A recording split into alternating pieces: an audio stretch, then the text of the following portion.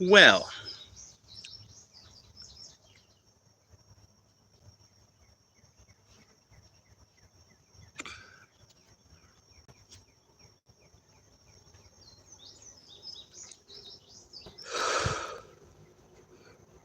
switch to all messages so that way we can see people as they start to come in.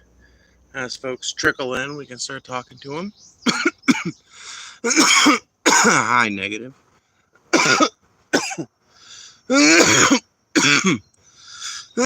What's up, asbestos fingers?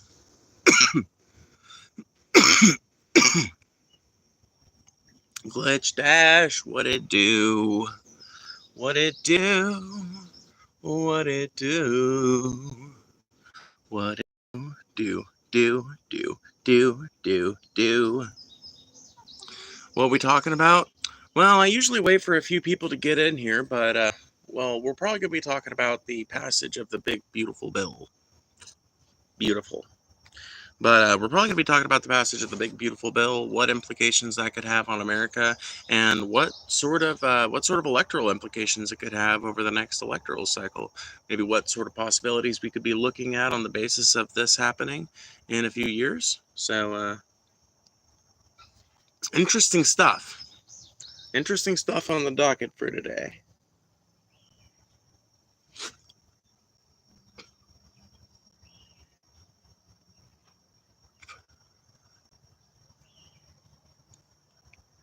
What's up, Tripacy? Tripacy.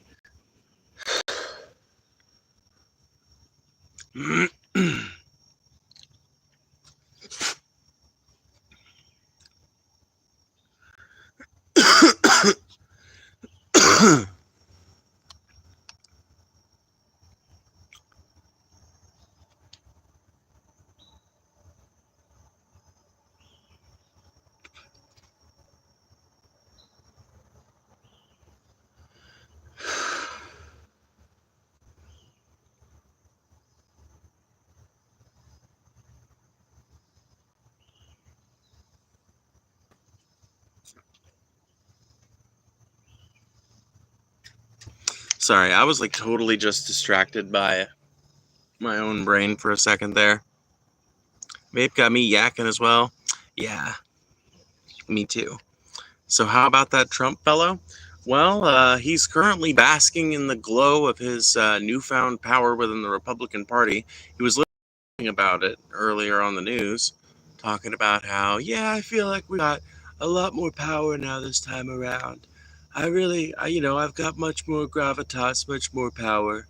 So he feels pretty fucking great about the passage of the big beautiful bill, and why wouldn't he? Democrats did nothing to stop it other than voting against it. The Republicans that said that they were holdouts on it, they were like, he got them in line by threatening to primary all of them. So yeah, it's not surprising that he'd be bragging about the newfound amount of power that he's encountered, because he has an immense amount of power over that party now. It's the Trump party now. How does this bill benefit me? How indeed, as fingers, how indeed.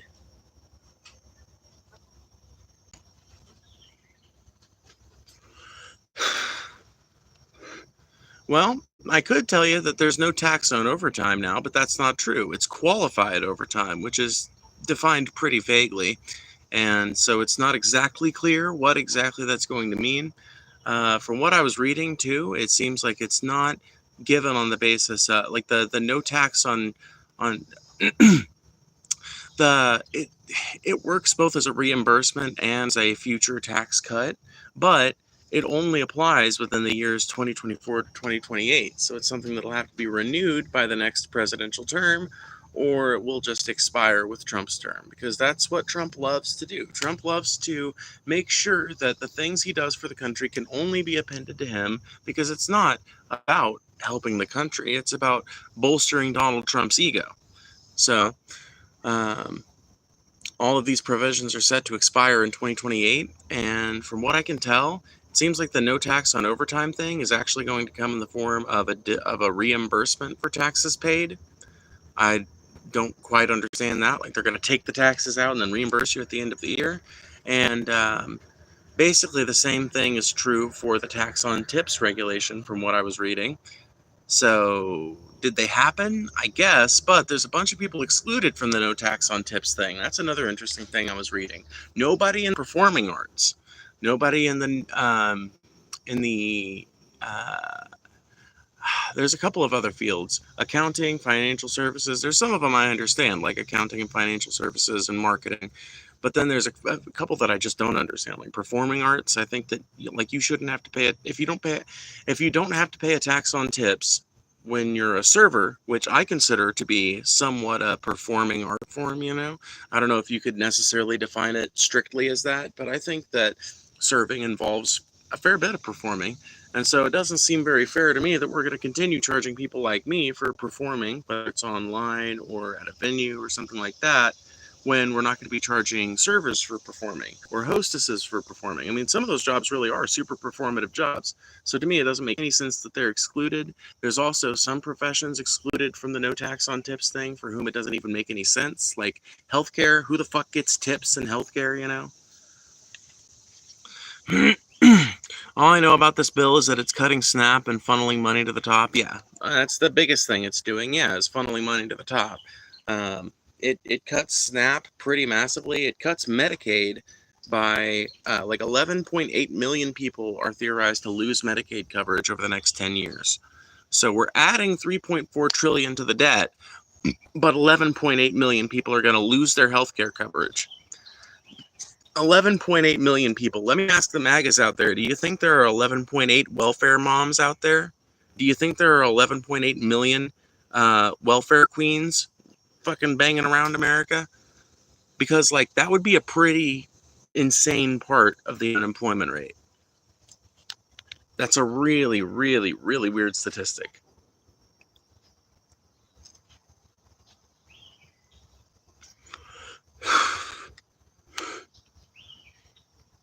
Hello, Riley.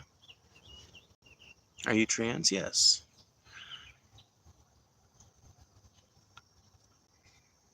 You would not any. Who the fuck cares?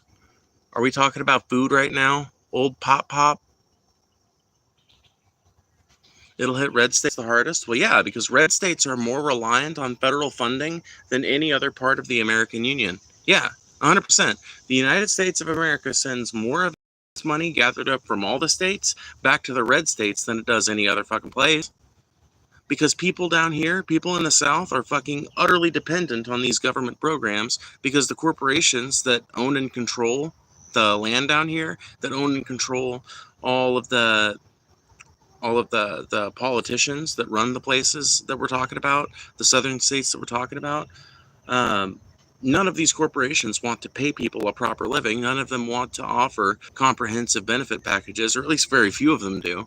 And so the vast majority of people working down here in the South don't have the money, despite working full-time, despite working a little less than full-time, but working 2 jobs that same kind of hours. Despite all that, there's a shit ton of people down here that are either completely reliant on Medicaid, or they're reliant on the like healthcare.gov basically, which is also going to be affected by these cuts and this restructuring. How is serving performative? Because it's a customer service job, and customer service is a performative thing. I mean, do you want to be happy and smiley and like the servers who earn the most tips are performing?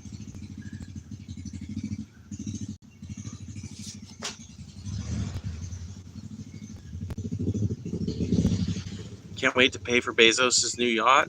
Yeah, dude, I can't wait to pay for Bezos' yacht and Elon Musk's new mega factory and Bill Gates' new fucking nuclear research site or whatever the fuck he decides to do next. Yeah, I can't wait to pay for the passion projects of billionaires so that people can lose Medicaid all throughout America. What are the cuts they're doing? Massive cuts to pretty much every social program in America. We're talking massive cuts to Medicaid. We're talking massive cuts to SNAP, massive cuts to Medicare.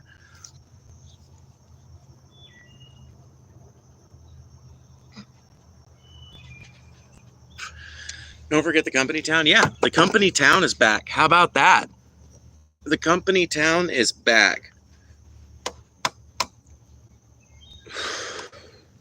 It's back in a big way. Amazon's building one. I think Tesla's trying to build one. But in truth, they never really fully went away. There have been towns all throughout America for a long time, even after the end of the company town, quote unquote, even after the quote unquote end of that phenomenon, there have continued to be towns who basically exist because a Walmart was placed there, who basically exist because Nissan built a factory there. There's literally a town in fucking Mississippi whose entire fucking economy is predicated on a Nissan factory near it. Literally, its entire economy is predicated on that factory. The people who work in that factory and adjacent to that factory are the people who buy all the goods that everybody else who doesn't work in that factory needs to be sold in order to fund their own life. And that sort of thing has not changed. It's just not mines anymore. It's not mines anymore, and so it doesn't make. But the company town is back. Can you support Trump even cutting 11.8 million people from Medicaid? Like, do you think that's a good thing? I'm just curious.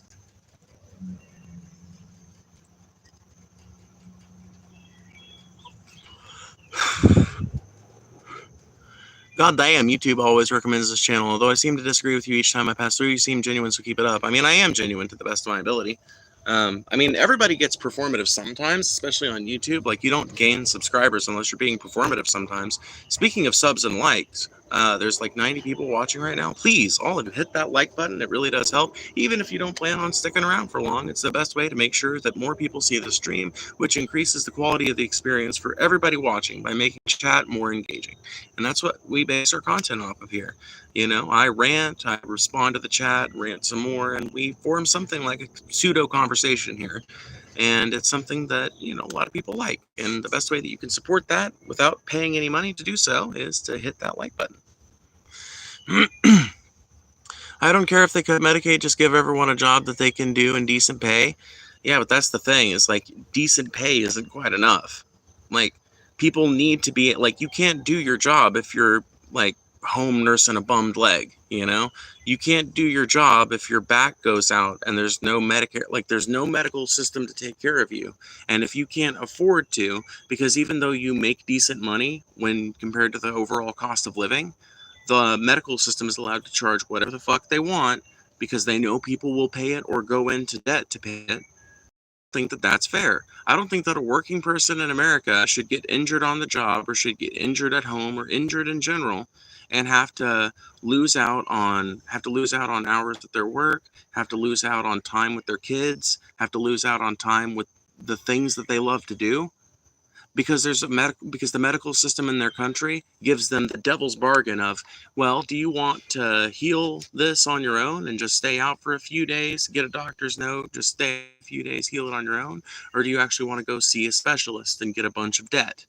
Do you want to go to the emergency room for this, or do you just want to tough it out and hope it goes away? And you know, do you want to take on a shit ton of debt that's going to stress you out and probably lead to more injuries through that stress? Or do you want to stress about it now and possibly injure yourself worse or make this injury one that cannot be easily repaired in the future?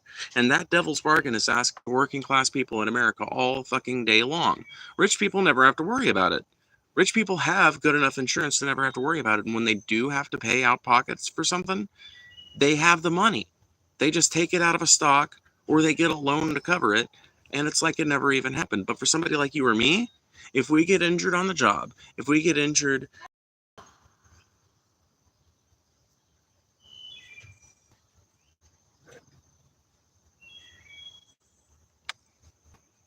boy.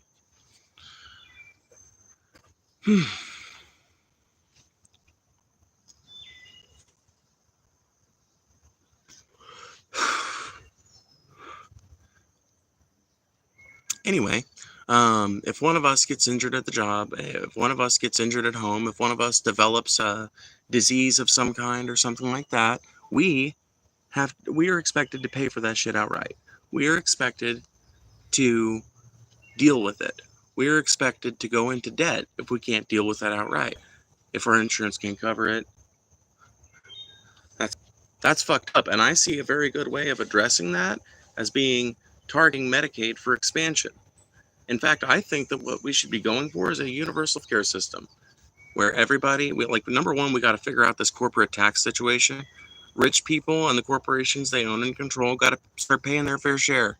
There's no reason that me and you should pay a fucking 10% tax rate, like cumulatively, while the rich are paying nothing functionally. That shit's got to change. As a rich person, I'm pretty happy about the tax cut. Thanks for the Medicaid money. Yeah, exactly. You and every other millionaire, you know?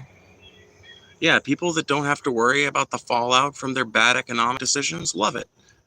In fact, people like you prosper. Your entire business model is reliant on the oppression of people like me and people like the other people in the chat. Yeah, it does. I know it does. People like Royal Wine are an example of why it does. You gotta start forcing these people to pay up. You gotta start forcing them to pay up. And if they want to move their fucking shit out of the country, at that point we can implement some tariffs. You want to say, no, I don't like this. I'm just going to move out of America if you make me pay taxes. Okay, bitch. Well, you're not going to do business with America then. Move all your fucking products out. No more Walmarts in America. The Walton family wants to move out of America. Okay. Tell them if they want to keep running Walmart, they can divert 50% of that income to the United States. Or they can come back and be subject to our much more reasonable income tax and capital. Let them make that little devil's bargain. They've made a devil's bargain for our entire lives. Why don't we subject them to one for once? Trump or Kamala? Neither. Trump is a moron. Kamala is a moron. Trump is a warmonger. Kamala is a warmonger. Trump has fucking, you know, Trump has eyes on Iran. Fucking Kamala had eyes on Iran.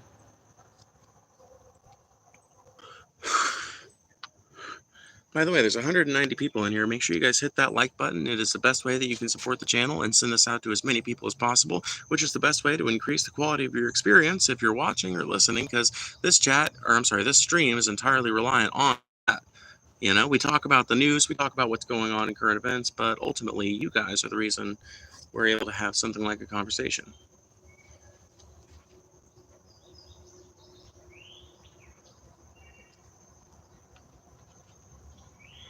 Hey, I gotta go grocery shopping, but good luck, but what up anyway? Well, what's up? McBlaze?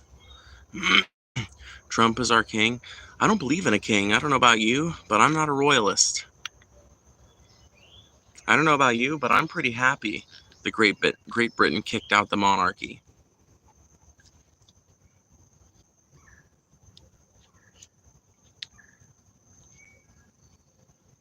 Paul got everything wrong on inmate firefighters. Are inmate firefighters allowed to go and be firefighters after they're out?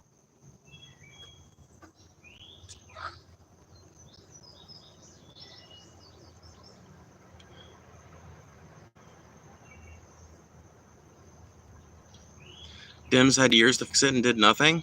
Well, when did I, that's the fucking thing. Man, the conversation in this country is so poisoned. I didn't even mention the Democrats, bro. I literally haven't even mentioned the Democrats. You know why? Because I agree with you.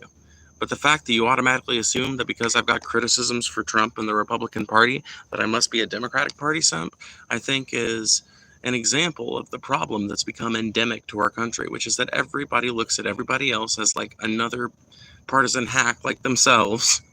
And we all feel like we've got to append ourselves and all of our ideas to these people's ideas. And where we disagree, we just have to go with the party line because, well, that's the direction everybody's going. And the fact of it is, we should all be thinking for our fucking selves, especially now. You know, more than ever, we should be thinking for ourselves because the politicians that run these parties do not have our best interests at heart. They're not going to, but we could. We could choose to prioritize that.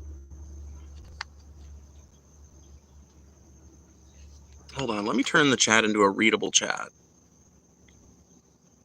Because it's going by so quick that I literally cannot read a motherfucking thing that anybody is saying. Because it's just going by too quick. Okay. There we go. Now we're readable. Everyone has to choose sides for some reason and worship politicians' feet. Yeah, I know, and it's fucking stupid. It's ridiculous. Literally. There's no reason why, like, just because you voted for Trump, that doesn't mean you have to support every single thing Trump does. I voted for Biden, and I got sick of Biden like 2 months into the administration. You know what I'm saying? Honestly, part of me was sick of him before he ever got into office, but I just figured, oh, well, he's not Trump, you know? That was my logic. But you guys got the same logic last year. You guys got the same logic in reverse, right? You guys got, well, I mean, I don't like him, but at least he's not Kamala. Or before the disastrous debate, at least he's not Joe Biden, right? So the same fucked up, corrupted, backwards-minded logic is used against people that care about all sorts of political positions to set us one against the other, to play both ends against the middle, while the richest people in America and the politicians they own and control run out the back with all the money and connections, all the luxuries, all the nicer things of life, all the homes. They have taken the American dream for themselves and they've expanded it to a level that most of us can only watch on Instagram. By the way, there's 142 people in here. Make sure you guys hit that like button. It is the best way to make sure you send this out to as many people as possible, which is the best way to increase the quality for everybody watching, because that is how we have conversations here, an engaged chat. The Yas Queen Kamala voters are now No Kings protesters. Bro, the No Kings protesters are what we call leftists, and leftists didn't vote for Kamala. You want to know who voted for Kamala last year? You want to know who could manage to drag themselves out to Kamala protests? Okay, I'm sure that there are some fucking Kamala voters scattered amongst the protests, because there are leftists who will agree to bite the bullet and vote for a lib, but it's libs. They make up the vast fucking bulk of the people who voted Kamala Harris last year. Libs. People who are perfectly willing to accept a private healthcare system that covers more people, as long as it's not the Republican private healthcare system that covers less people. People who are entirely willing to send American boys and girls to war if it's for a cause that you can justify to them with pretty enough rhetoric. Those are the people who voted Kamala, and those are not the people showing up en masse to these protests. Like I said, I'm sure that there's quite a few scattered amongst their number, but I would say it's maybe 40, 50, maybe 60%. And even then, when you look at the exit polling, it makes it completely fucking obvious. Completely obvious. Literally so obvious that the reason why Kamala won last year is because a shit ton of people basically, the reason why Kamala got any votes at all, because, you know, Trump won the election last year, but the reason why Kamala got any votes whatsoever is because there were a bunch of people that decided she was better than the other option. That's it. That's the sole reason. Kamala won the primary. There was no primary, bro. Kamala was what we call coronated.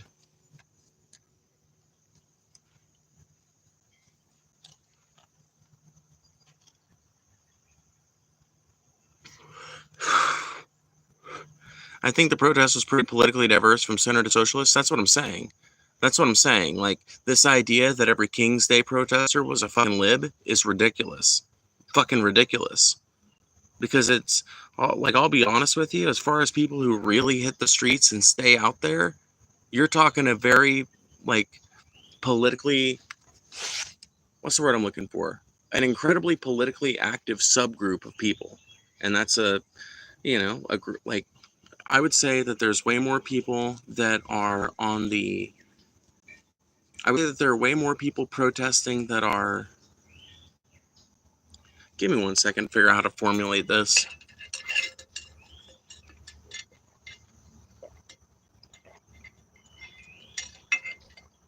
I'm just saying I agree with Triple C. I think it's a pretty politically diverse crowd, but it would not surprise me if there are way more politically activated hardcore leftists than there are politically activated, meaningfully activated liberals and neolibs.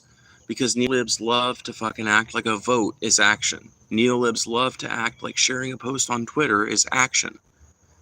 But when it comes to the people who actually run these social organizations that fill in the gaps between the failures of the Republicans and the Democrats to protect the American people, those people, more often than not, You either find hardcore Christians with a mind towards saving the world, or hardcore socialists with an eye towards saving the world.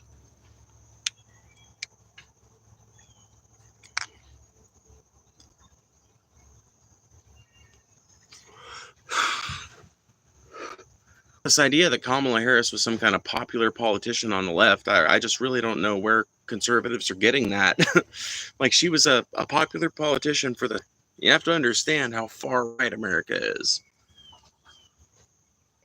Fair enough. Do you agree with Trump on anything, or are you fervently anti-Trump on everything? Do I agree on... Well, I thought Trump was doing all right when it came to foreign policy until the U.S. strikes on Iran. Honestly, thought he was... Because here's the thing: we aren't gonna get a president unless we elect a third-party motherfucker who's not owned by IPAC. We ain't gonna get a president who's not gonna let Bibi Netanyahu do whatever the fuck he wants in the Middle East, as far as Israel at the very least. Like, that just wasn't on the table. And it's never on the table, hasn't been on the table, possibly in forever. I really don't know when the last time it would have been on the table, quote unquote, would have been. So if you take that out of it, right, if you take the fact that he continued to support the genocide in Gaza, which Kamala Harris would have done as well, then I thought he was doing pretty good on the world stage. And I'll also say this much: Trump had more admonishment for Israel than Joe Biden did at any point in his presidency. Trump had the fucking, admittedly, the testicular fortitude to say on live television, they've been fighting for so long, they don't know what the fuck they're doing. And that's a harder admonishment than any liberal, outside of a few fucking wackadoos like myself, have given the Israeli administration since the beginning of all this bullshit. So yeah, I thought he was doing all right there until this shit. And honestly, I think his positions when it comes to gun policy are pretty sound, but that's just because I think the main problem of gun violence in America doesn't have much to do with the fact that there's a bunch of guns in this country. I don't think it has to do with the fact that some people can buy a fucking high capacity magazine. I think it has to do with the fact that we live in a fucked up, like, cannibalistic society.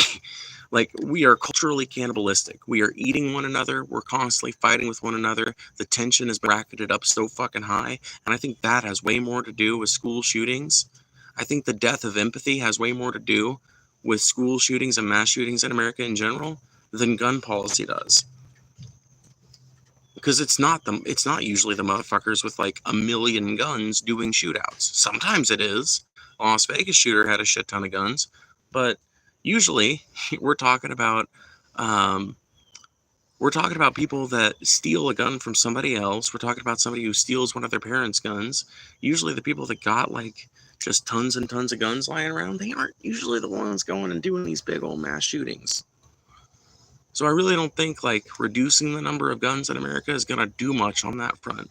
I think that a fucked up society that has fucked up traits and shit and believes fucked up things and doesn't treat its fellows right, I think that a society like that just like naturally earns, like it naturally gets mass violence as a consequence. By the way, there's 565 people. Make sure you guys hit that like button because that would massively help. Imagine if half of you right now did that. That'd be like 250 likes in a fucking second. So double tap your screen or hit the button somewhere over here. And if you want to send a super chat, that is the best way to make sure that your question gets read because I do read every single one, as long as it doesn't violate TOS. Only subscribe to SAT. If you're going to try and be insulting, you might want to spell check. Because it just makes it too easy to roast you, because now you look like the moron.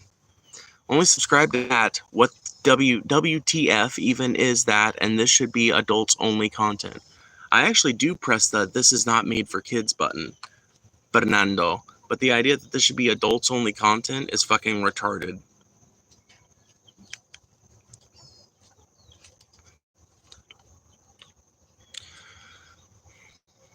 Most of the people who are doing shootings are people like me. Dylan Roof was a person like me? Hold up. Dylan Roof was a person like me?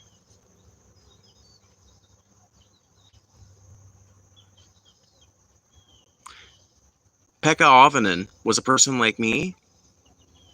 Nicholas Cruz was a person like me?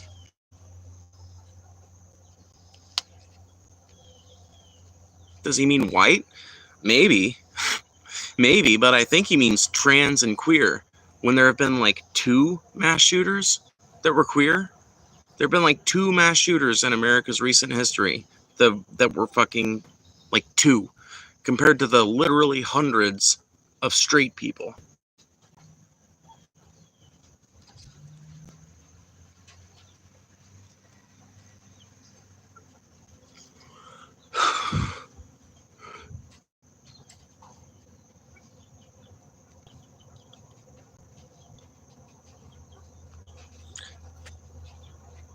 Everything okay? Yeah. Sorry to interrupt. I'm just asked if one of us could tell you that you check your sourdough starter to make sure it's not bad. Okay. That's all. Alrighty. How's your stream going? Yeah, it's going good. We got like 565 people watching. Nice.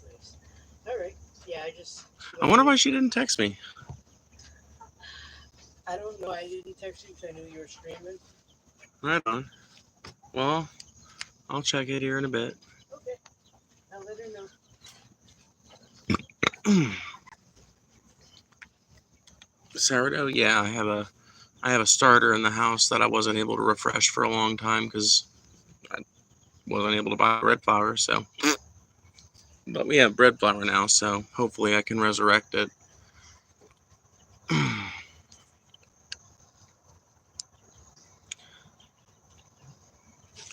I'm talking about the fact that most of the people that are doing the shooters are like you, not loved by their family or weren't loved by their family properly. Bro, you are a fucking weirdo. You are a motherfucking weirdo. You are probably the person who wasn't loved properly by their family, because only a person who experienced a profound fucking absence of parental love would look at another human being and think, I bet it's appropriate for me to make parasocial commentary on what their family life and home life must be like, on the basis of nothing other than what clothes they choose to wear and what pronouns they choose to use.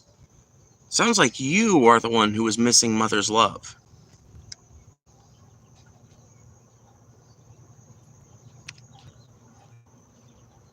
Had to wait 5 minutes to comment because of the mode you have on, but there's no genocide unless you want to define every war ever as a genocide plus anti-Semitism and bad actors. Absolute playable. Okay, yeah. There's no genocide because, well, every war has involved killing massive amounts of civilians. Yeah, I don't think those wars were justified either, my friend. And yes, I think that the systematic destruction of the Palestinian people has been happening over the last 70 years qualifies as a genocide. But don't take it from me. Take it from the Holocaust Museum. Don't take it from me. Take it from the last Nuremberg prosecutor.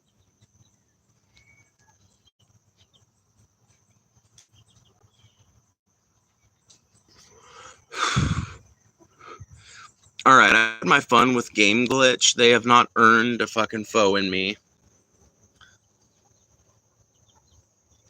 You weigh none to death by my hand.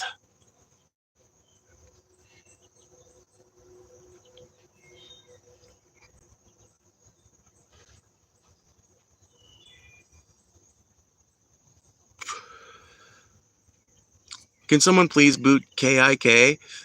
Oh, well, yeah, literally. There's plenty of places for drooling morons to drag pile each other. It's nice to have an intelligent convo once in a while. It is nice to have an intelligent conversation once in a while, but there are people like that moron who literally are not capable. I'll tell you what that person is. That person's probably 13 years old. That person's probably 13 years old.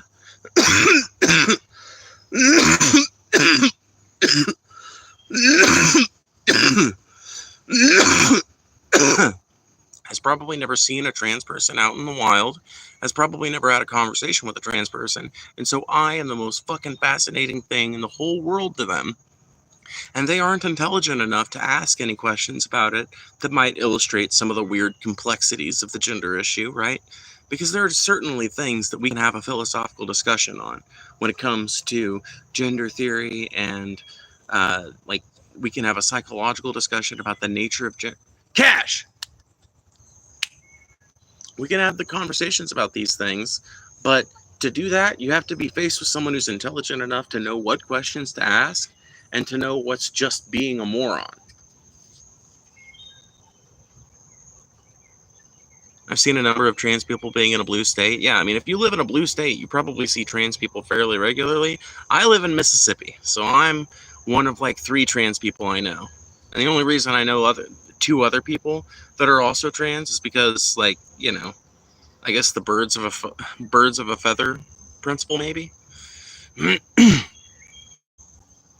I'm sorry I have to deal with shit like that. It's kind of unfortunate that people don't want to have a real conversation about stuff like that and resort to stupid narratives. Yeah, it is tremendously sad because ultimately they are just playing into the hands of people who want to use them. They're playing into the hands of people who want to use them to stifle any real progress in America. The Democrats and the Republicans and the rich-ass corporates that own and control them want all of us working class people to be at each other's throats. They want us to be fighting about stupid shit like whether or not I should have the right to fucking wear a dress if I want to, or whether or not I should have the right to gender transition if I want to. And they want us not doing it intelligently. They don't want us to actually have the conversation. They want us to throw anger at each other. They want us to throw hatred at each other.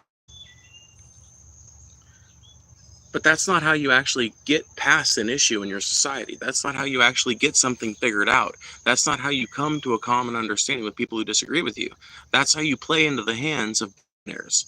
That's how you make sure that nothing good ever happens in your country because you're too busy shitting on trans people to pay attention to the fact that your wages are somehow lower than they were when you began your job. When you consider the cost of living, that you're effectively being paid less because everything is so much.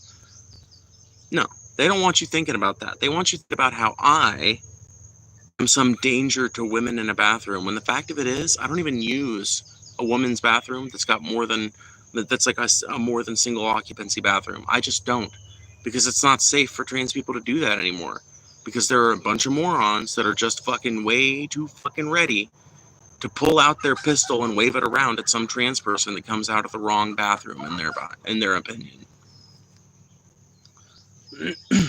So they want you fighting about shit like that. They don't want you considering the actual fucking points that I bring up. They don't want us having an actual conversation. By the way, there's 292 people watching. Make sure you guys hit that button because that would be super great.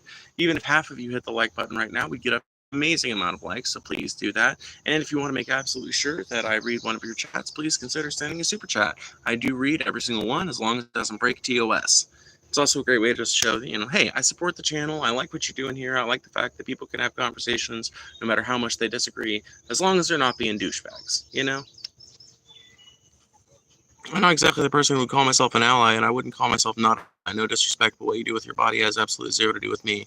Matthew, I honestly prefer that position to someone who's like super loud about being an ally, because that almost just seems performative to me. And I definitely like your position a lot more than somebody who's actively hateful towards queer people. Like, I massively prefer somebody who's just like, man, that's just none of my business. Why do I even care? Why am I supposed to engage in it one way or the other? Y'all don't need my help getting the argument out there, but I'm not going to fucking, I'm not going to make the argument against you, Like, whatever. You got to pick your own battles. I would never go into your life and tell you, no, you need to care about queer issues, Maybe a younger Phoebe might have, but this Phoebe won't.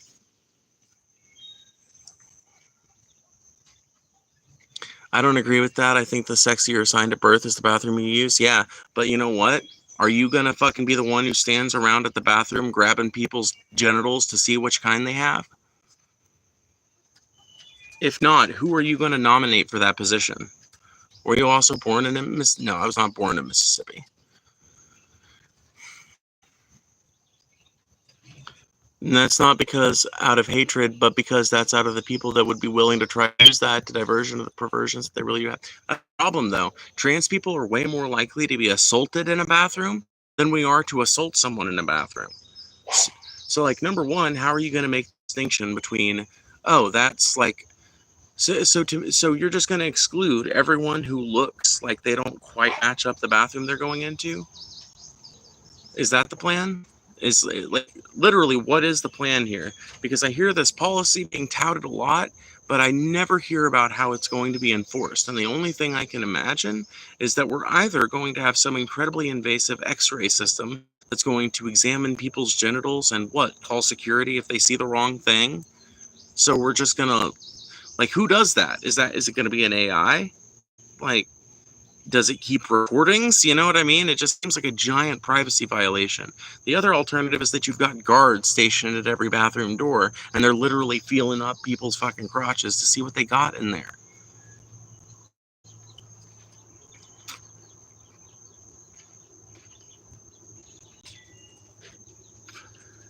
I don't think either of those options are particularly good options, but some people are obsessed with the idea of knowing for 100% fact whether you got a dick or a pussy before you're allowed to take a shit.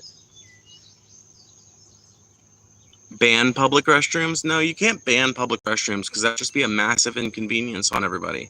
There'd just be a massive inconvenience on everybody. So, Matthew, have you ever been to a bar, Matthew?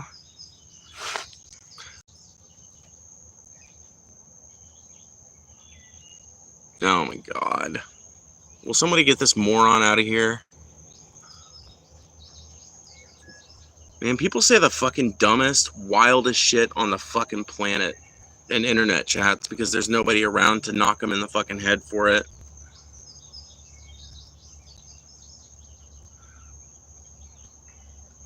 I care more about locker rooms, especially in schools.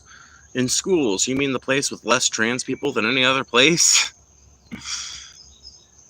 Also, are you under the impression that no, like, cisgender male has ever done something harmful to a cisgender male? Are you under the impression that no cisgender female has never done a sexual crime against a cisgender female? If so, what makes you think that there's going to be a higher incidence of it with trans people? Literally, I just want to know, what's your logic in that? No, I asked you a specific question, KC. I want to hear your answer to this. What is your logic in that? You realize that cisgender boys can do things to cisgender boys, and cisgender girls can do things to cisgender girls. So where exactly is the argument that a trans kid allowed to go into the same locker room that they identify with is going to lead to some higher incidence of violence?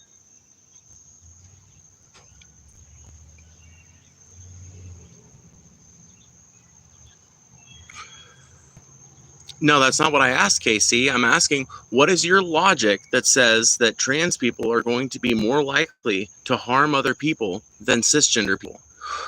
Very specific question.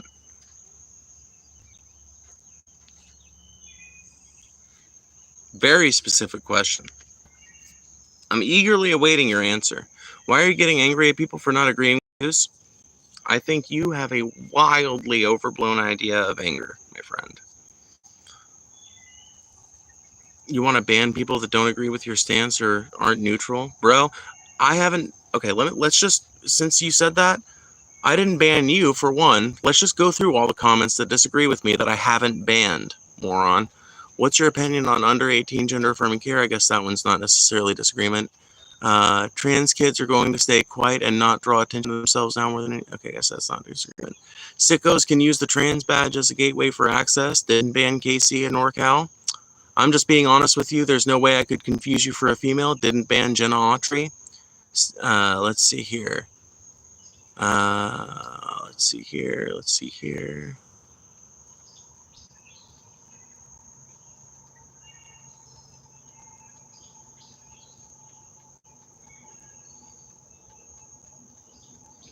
I mean, yeah, I feel like most of the people that are getting banned are people saying, like, let's just look at some of the shit that's getting banned right now.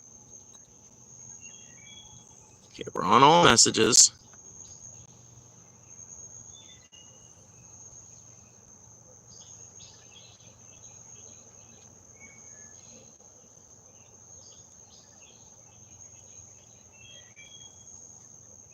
Okay, so here's an example of the type of comment that the person that was just complaining about us deleting too many comments, here's an example of the type of comment that person thinks should flood this chat and just fill it endlessly. Okay, this is from Andrew McGill. There's no such thing as chicks with ... Just dudes with fake tits, by the way, apostrophe, unnecessarily placed between the T and the S, space, period, space. In this dude's case, no apostrophe, it's just a case of fat boy band camp tits, once again, apostrophe between the T and the S. So can you explain to me what exactly is so high quality in that comment that I need to preserve?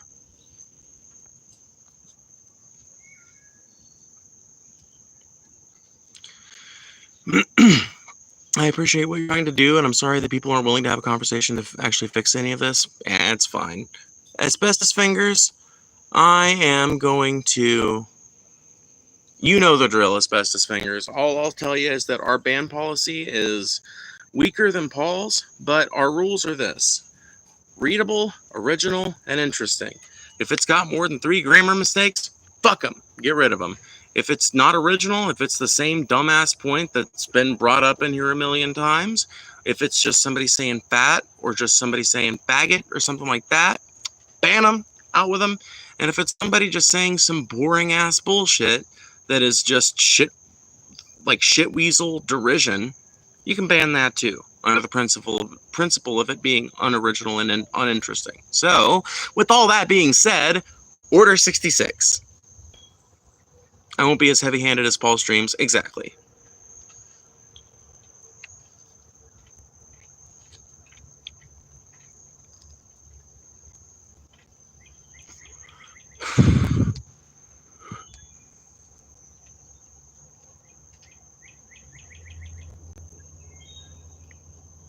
Otello should get a wrench too? Yeah, if I see Otello in here, he'll definitely get a wrench.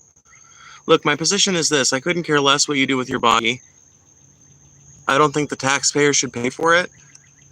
Okay, well, I don't think the taxpayer should pay for your grandma's busted hip. How about that?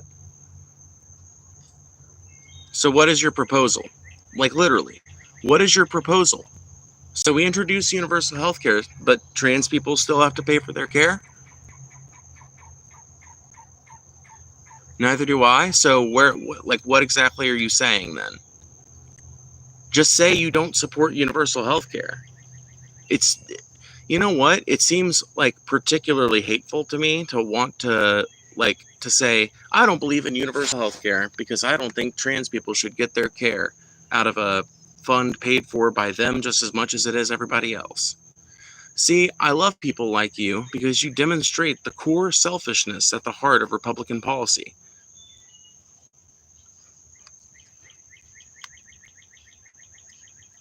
The base rote selfishness of policies of people like you.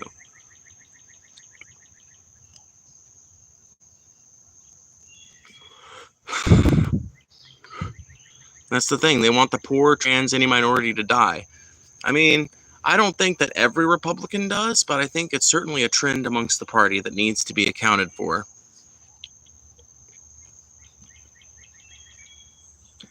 Make money, pay for your own health care? Okay, yeah. And let the healthcare companies charge whatever the fuck they want, right, Cameron? Let the healthcare companies charge whatever the fuck they want, right? Supply and demand. Oh, there's just not enough doctors. So I have to charge you $200,000 for this operation. Oh, there's just not enough doctors and nurses, so I have to charge you $300,000 for this operation. There's just not enough doctors and pharmacists, so we gotta charge you $300 a pill for this medication. Right, Cameron? How much you make in a year, Cameron? Yeah, don't like it? Start your own healthcare company. I will be so happy when people like me rise up and put the heads of people like you on pikes.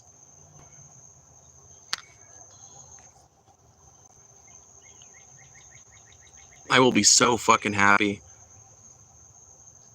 300,000 a year, exactly. Exactly. Rich motherfucker wants to come talk to a working person about how they should just pay for their care. What are you even complaining about, plebeian? If you don't like it, go start your own healthcare company. How about this? You don't like the fact that working class American people are getting sick to fucking death of your stupid bullshit and of everything in this country being catered to dumbasses like you? Leave. Go get some, go be somewhere else. Or cry about it, whine about it, and start paying your motherfucking taxes, because the American people are coming for you. This idea that the billionaire class and the millionaire class is going to get to rule America for the rest of its fucking eternity, that is an idea that will come to an end either by the invasion of a country like China or by the uprising of the American people. But either way, your days are numbered, and you have numbered your own days.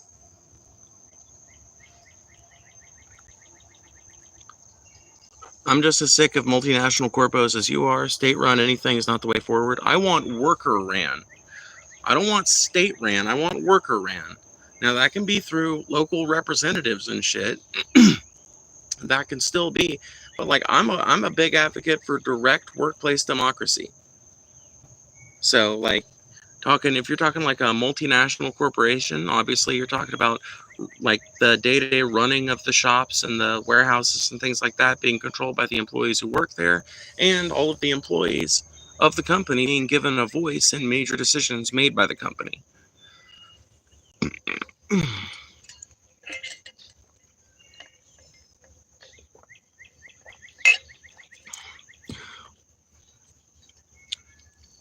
When the fuck did I claim to be a victim, Jenna? Can you quote that to me, Jenna? I want you to quote where I called myself a victim, Jenna. How much do you make in it, Jenna? I'm gonna demonstrate that there's not a poor person on the fucking planet that agrees with this shit. Not when push comes to shove.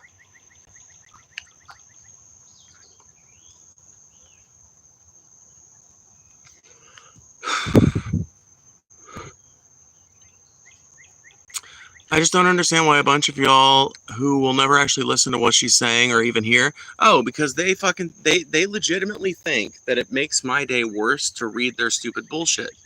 These people are paying me, bro. These people are paying me. If they got YouTube Premium, I'm getting a slice of that.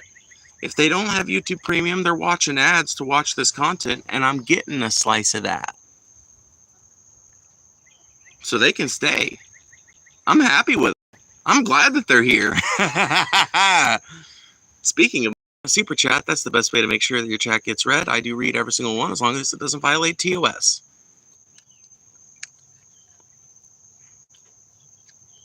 That is the reality of Christ comes. There we go. Now, we finally landed on your justification for your dark, fucked up, sociopathic beliefs. Finally, we've landed on a justification. You believe in the Christ myth. You think that eventually a utopia is going to open up in the skies and all of this planetary shit doesn't matter. So fuck it. Let's get fucked by corporations. Let's get fucked by corpos. Let's get fucked by billionaires. Hey, thank you for the gift membership, Glitch Dash. I really appreciate that. Hey, Rose is now a fucking member. Look at that. Look at that. Look at that. Sweet. The only way we'll all win is to listen to each other and understand each other. Sitting here and being a dick to someone trying to explain themselves will get us nowhere. No. But it's the fucked up nature of media that I still have to respond to those people, right? I really wish that just having an interesting conversation in and of itself was enough to get people's attention. But the fact of it is, in order for me to maximally capitalize on the people who watch and maximally capitalize on people who just pass through, I've got to be a little controversial sometimes. And that means reading out some of the dumbest comments that get written anywhere on YouTube. Literally. I have some of the worst, most toxic chats ever. And don't take it from me. Take it from Into the Fray, who has almost 1 million subs, who has said in a public live stream that these chats are some of the most toxic chats on the fucking platform. But I read some of this shit. And the reason why I keep reading it is not only because I think it's interesting, right, to have a conversation about things that we don't necessarily agree with, right? I think it's an important part of the discourse, but it's also because these people are easily triggered and they love to hate watch.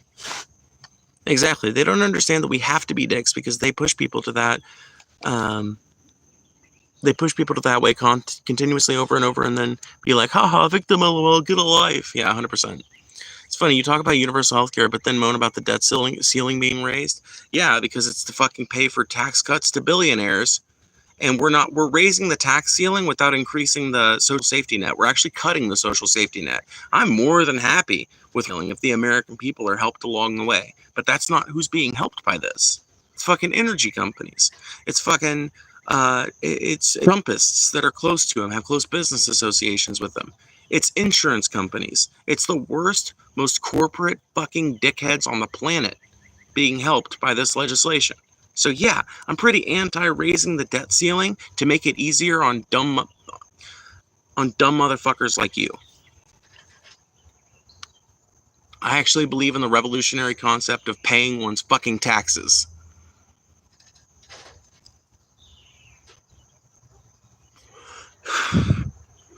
Poor people don't generate wealth. We are the only people who generate wealth. You don't have a fucking company without poor people. You don't have a fucking consumer without poor people. You don't have a fucking tenant without poor people. You don't have worker one without poor and middle class people.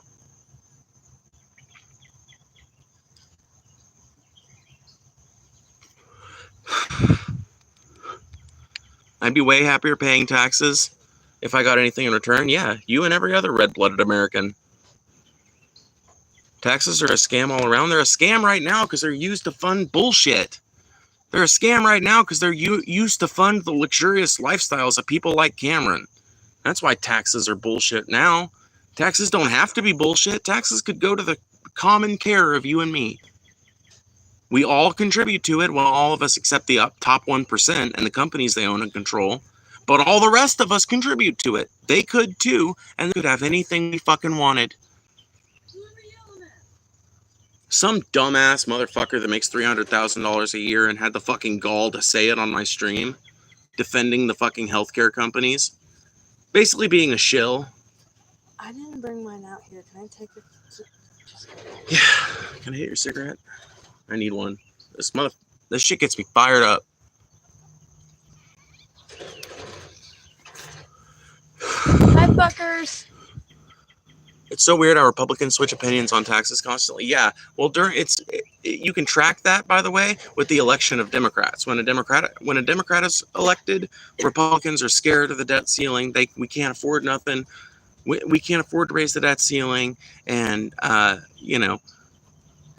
when they're elected, right, then the debt ceiling is just this thing that doesn't even matter. We can raise it, it's fine. They've always got an excuse for it, right? Taxes are perfectly okay to extract from the poor and middle classes whenever a Republican is in office. Where's my best friend Casey? Where's that bitch? I like Casey. Casey hasn't popped in today, actually. What? Casey, you fucker. Do you do research on this stuff a lot? Yeah, 100%. Okay. I'm going back up there. I love you. I love too. My favorite person is Mom, so I don't want to be on you. That's valid. Well, Casey told me they loved me the last time I was on there, and they know me. So. I know. That's why taxes are a bad idea to fund things. They always disproportionately affect the working class. They don't have to, though. Like, why do they have to? That's the thing. I feel like we have been facing historical inertia in this country, and we could break out of it. We are not, like, human beings didn't used to fly. You know, like, you realize, Evan, that there are people who used to talk about flight in very much the same terms that you talk about a proper taxation system, right? Human beings have never managed to conceive a system by which they can fly. We have never managed to make such a tool, despite trying 1,000,000 times. It is foolish to even pursue it. And then one day, the Wright brothers took off in a homemade airplane from Kitty Hawk, North Carolina. And ever since then, people have been hurling themselves through the air in tin cans with increasingly complex engines. Heavier aircraft used to be a dream too. Now they're a reality. Now, in fact, not only are they a reality, but they're an economic necessity, right? This is the same way. Yes, there are people who poo-poo it right now. But if this society, if civilization itself is to survive, it's going to require the top 1% and the corporations they own and control to pay their fair share of taxes. Because you have to have roads. You can't just charge tolls. There's reasons why that doesn't work. There are reasons why for every toll road there's a fucking tax, there's a tax funded way around it. There's a reason every single toll road in America, there's some other way to get there for free or for way cheaper. Like, it's not a system that you can expand to the entire system of roadways, and it's something that would end up disproportionately affecting the working class anyway. So, roads, you need to pay for those with taxes. That's the best and most efficient way we figured out to do it. Okay? What about a high-speed rail system? Well, if we're going to bring that to America, I really don't want a corporation being able to charge the taxpayer billions and billions and billions and billions and billions and billions of dollars for it. I like us to have a publicly accountable process responsible for building that.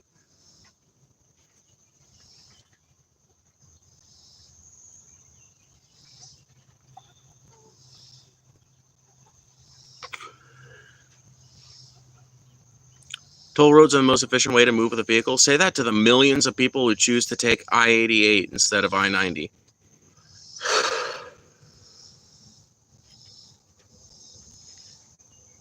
Where and why do you think they're going to cut 16 million off of healthcare? It's a fake number made up by the Democrats who hate Trump. They're removing it from illegals and able-bodied people. Yeah, able-bodied people need healthcare too, bro. Able-bodied people need healthcare too, and illegals don't get Medicaid. Where the fuck are you getting the idea that illegals get Medicaid? Can I just ask you that? Like, where did you get that from? Because I know it's not from fucking reality. Because I've known some fucking undocumented immigrants in my time. I know that they just don't go to the doctor, and if they have to, they go to a fucking emergency room.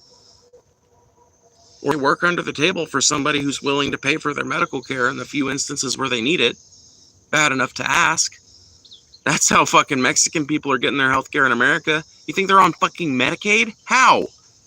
They don't have they literally don't have an American ID. And before you say, oh, they're stealing Americans' identities, identity theft rates are not nearly as high as the rate of undocumented immigrants that is constantly flowing in and out of America. I'm sorry. Enough stolen IDs for every Mexican living in America to be abused. Republicans act like they are. So I just don't get where this notion comes from, other than that people keep lying about it on Fox News.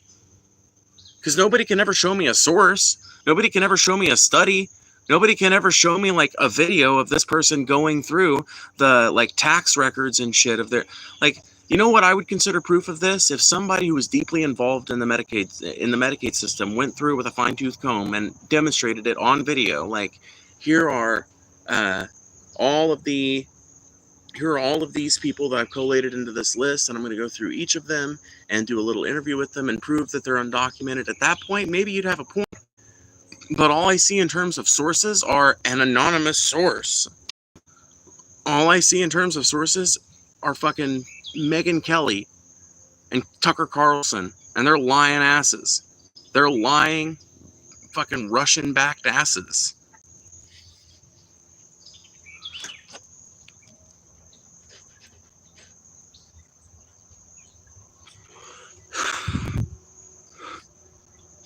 What is your opinion on Blair White and other conservative trans people? I think they're shooting themselves in the foot for a bunch of money, and I think that as a result of that, they won't have to deal from the possible, like, if the American working person doesn't manage to rise up and take this shit over and permanently end the march of fascism in America, then I think that when the fruits of fascism truly come to America, when trans off to camps, I think they'll be the last ones to go. But they're still going.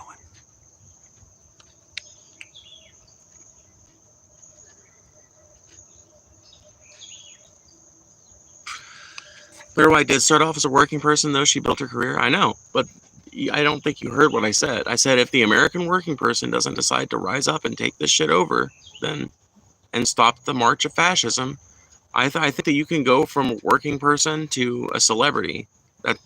When did I ever say different? I think it's rare, though. I do think it's rare, and I think that Blair White owes her popularity to the fact that she came out as an anti-trans person, basically. She came out, she's a super hardcore trans medicalist. like super duper hardcore, super willing to misgender anybody that she doesn't consider her ideal version of trans, or anybody that doesn't share her political beliefs, you know? And I think that she owes all of her popularity to that. I will not be surprised if at some point a secretive videotape comes out of Blair White hanging out with somebody and talking a bunch of crazy leftist shit. It will not shock me, because I do not believe that an actually fucking truly conservative in social policy trans person exists. I cannot take someone seriously who claims to believe in a political party that would disenfranchise them if they got to the ultimate power that they seek. And by transmed, do you mean like she doesn't like non-binary people or gender dysphoria is needed to be trans? From my understanding, Blair White is like a, unless you've had surgery, you're not actually trans kind of person. I might be mistaken on that. Someone who knows more about Blair White can correct me if I'm wrong. Do you like America? I'm conflicted about America. I love America from a certain standpoint, sure. From a certain standpoint, I do. Oh, say, can you see by the dawn's early light what so proudly we hailed by the twilight's last gleaming, whose broad stars and bright stripes through the perilous night, oh, the ramparts we waved, 'twas so valiantly streaming, and the rocket's red glare, the rockets bursting in air, gave truth through the night that our flag was still there. Oh, say, can you see that star-spangled banner o'er the land of the free and the home of the brave? You know, on the one hand, I love America. On the one hand, I think America's got a lot of problems, and I think that American politicians have gotten a lot of Americans to skirt around those problems and not talk about them and not admit them by acting like any sort of disagreement with American government policy is disagreement with America as a nation. Like, if you oppose our involvement in Iran, you oppose us as a people, when nothing could be further from the truth. I oppose our involvement in Iran because I'm for the American people. I support universal healthcare in America because I'm for the American people. I criticize the American healthcare system because I love the American people, because I love the idea of America, which is a place that provides the most opportunity to the most people of any society ever. The promise of America is supposed to be that you can come here as a working class person, work your way up, and someday own your own company. That's the promise of America. Right now, that's been stripped from a lot of people. Medical debt, student debt, inability to get the education that would allow them to get the kinds of jobs that would lead to that someday, stagnant wages, low union representation. There have been a million different things that have been squeezing the American worker for the last 50 years, and I don't think that it makes me un-American to criticize these things. I think it's one of the most American things I can do.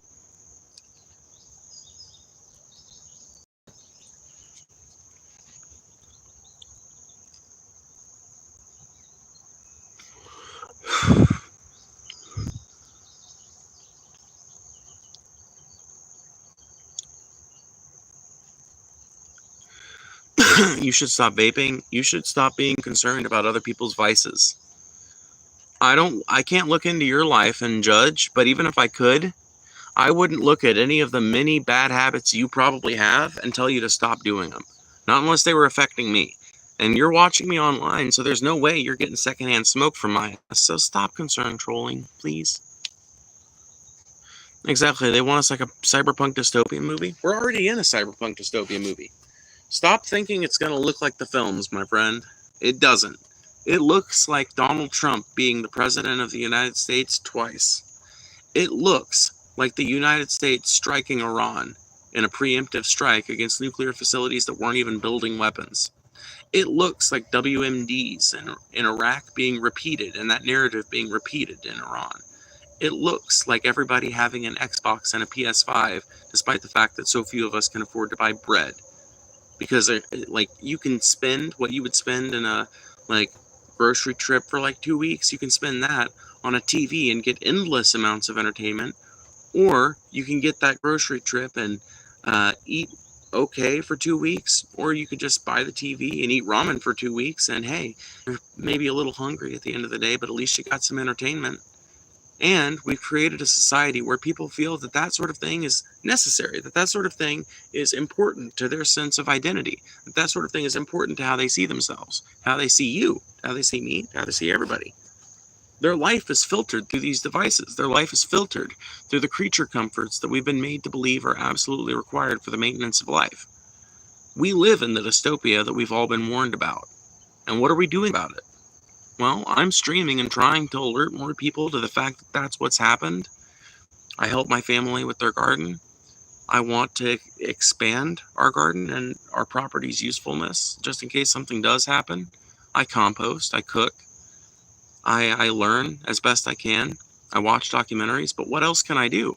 Until a mass movement rises up, until I find 8, 10, 20, 200 people willing to stand the line with me and say,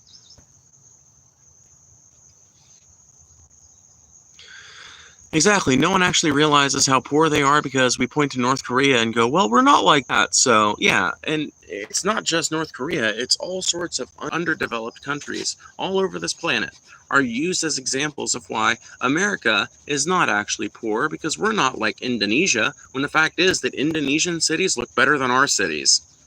Well, we're not, poor because we're not like China, when the fact of it is, if you look at China, their people on average have access to way more wealth and way more resources than we do. You look at their cities and they're way better, way cleaner, way better organized. Like, at what point does America admit that we got some problems? See, that's what fucks me up about America. Somebody asked earlier, do I love America? Yeah, fuck yeah, pissed at us. That's why I'm so pissed at us and our politicians, because we've allowed it to degrade. And why is it that Trump can say that America has degraded and that America is shitty and all this other shit? Why can Trump talk so much shit on America when the Democrats are in office? But now that Trump's in office, you're not allowed to say anything bad about America? You're not allowed to criticize American policy? Criticism for American policy is only allowed when a Democrat is in office? That seems pretty ridiculous. It seems like a ridiculous double standard that's only being applied for partisan reasons. And so what I'm asking is this: do you love America? If so, do you love America enough to admit that she's got problems? To admit we've contributed to her having problems? To admit that the billionaire aided and abetted her having problems? I do. Do you? America doesn't notice its problems until it's too big to ignore. It's always been like that. World War II, World War I, the Great Depression, Civil Rights, Cold War. We didn't do anything until it got to the point. Yeah, exactly. Dude, yeah. No, that's the thing. Winston Churchill said it best when talking about America and its participation in World War II and previous conflicts. You can always trust the Americans to do the right thing after they've exhausted every possible option.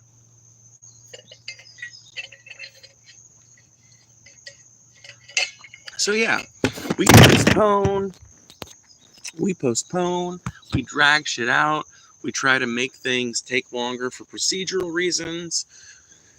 We hem and we haw, but eventually we make the change once we have no other options, and then we brag about it. Then we act like we're the fucking good guys, dude. Yeah, but that's the thing. I think that was more of a comedic tendency of America a few years back. Does that make any sense? I feel like it was a more comedic tendency of America back in the era when, at the very least, America was fighting the Nazis. Back in their era when, at the very least, America was responding to the civil rights movement with government action.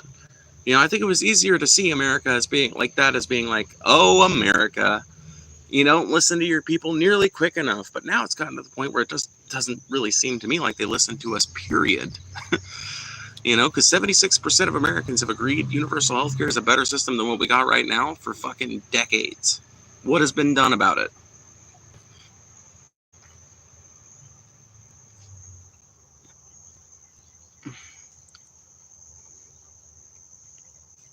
Genders, though, essentially, do you think that anyone can make up a new gender and then truly be that new gender? Is that something you would consider rationally valid? at J. So whether it's rationally valid or not, I think depends on what you see gender as. Some people see gender as a rigid assignment that is based only on the sex that you present as most clearly when you're born. I don't think that that's what gender is. I think that gender is a set of behaviors and correlations and ideas and notions about someone that we append to them on the basis of our knowing that they identify as that gender, or on the basis of us perceiving them as that gender, right? It's tied to sex insofar that one of the associations that someone will make based upon someone's gender is an assumption about the nature of their genitalia, but it's not intrinsically tied to sex, if that makes sense. And so when you look at gender like that, as a set of social constructs, as a set of ideas, as a set of behaviors and presentations, yes, I do. Do I think that that person like has a right to go around and demand that everybody like know about it and like understand it instantly? No, but I think that they have a right to present however they want, you know, and I think that they have a right to ask people to use their preferred. Sure. Do I think that they're going to get a lot of success with that? Do I think that they're going to have like a lot of good social encounters on the back of that? Probably not. But do I think that we should be like disallowing people from doing that? No. But personally, I'm of the opinion that genders as they exist come about not by individual decision necessarily, or like when someone does present in a weird enough way for it to be almost like a third gender or something like that, I think that it becomes immortalized, or a fourth gender, or whatever you want to call it, after that person's death will emulate them. And I don't necessarily think it's something you could successfully come up with in a single generation if you wanted to. Maybe I'm wrong about that, you know?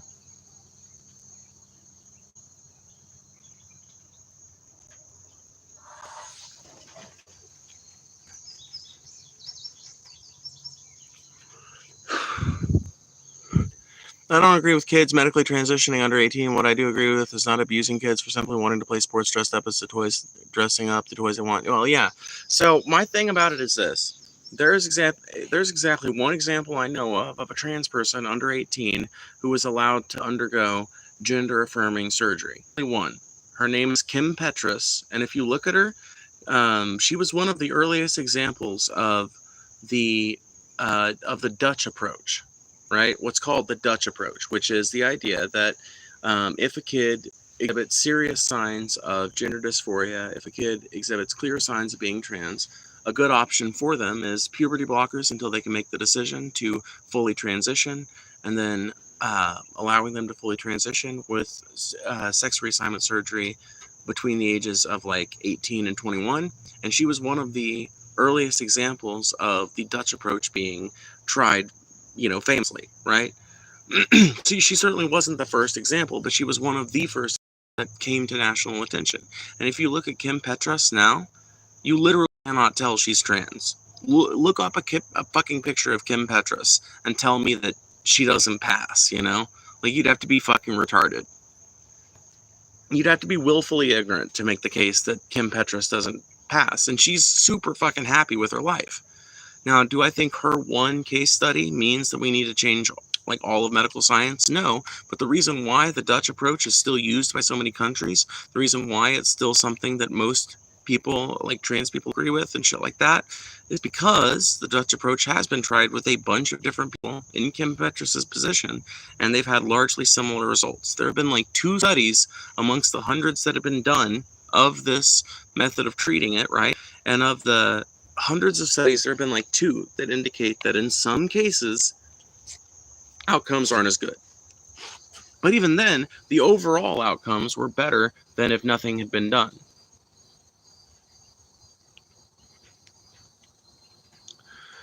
That's how I feel too. I constantly tell this girl when I was young I loved hanging out with my boy cousins and wearing boy clothes, but I feel terrible she has to grow with a mother who says she's a boy. What? There's a difference between like, dude, number one, I don't know you and your situation. There's a good chance that you, if you're like if you're like super deeply opposed to trans people, there's a very good chance that part of that resentment comes from the fact that you've got some ideation of trans identity somewhere in you. Just saying. I think the lady doth protest too much, but with all that being said, just wanting to play around with gender identity in and of itself is not indication that someone is trans. Like, I don't think it is. But I guarantee you, there's nobody out there forcing their kid that doesn't want to live as a trans person to live as a trans person.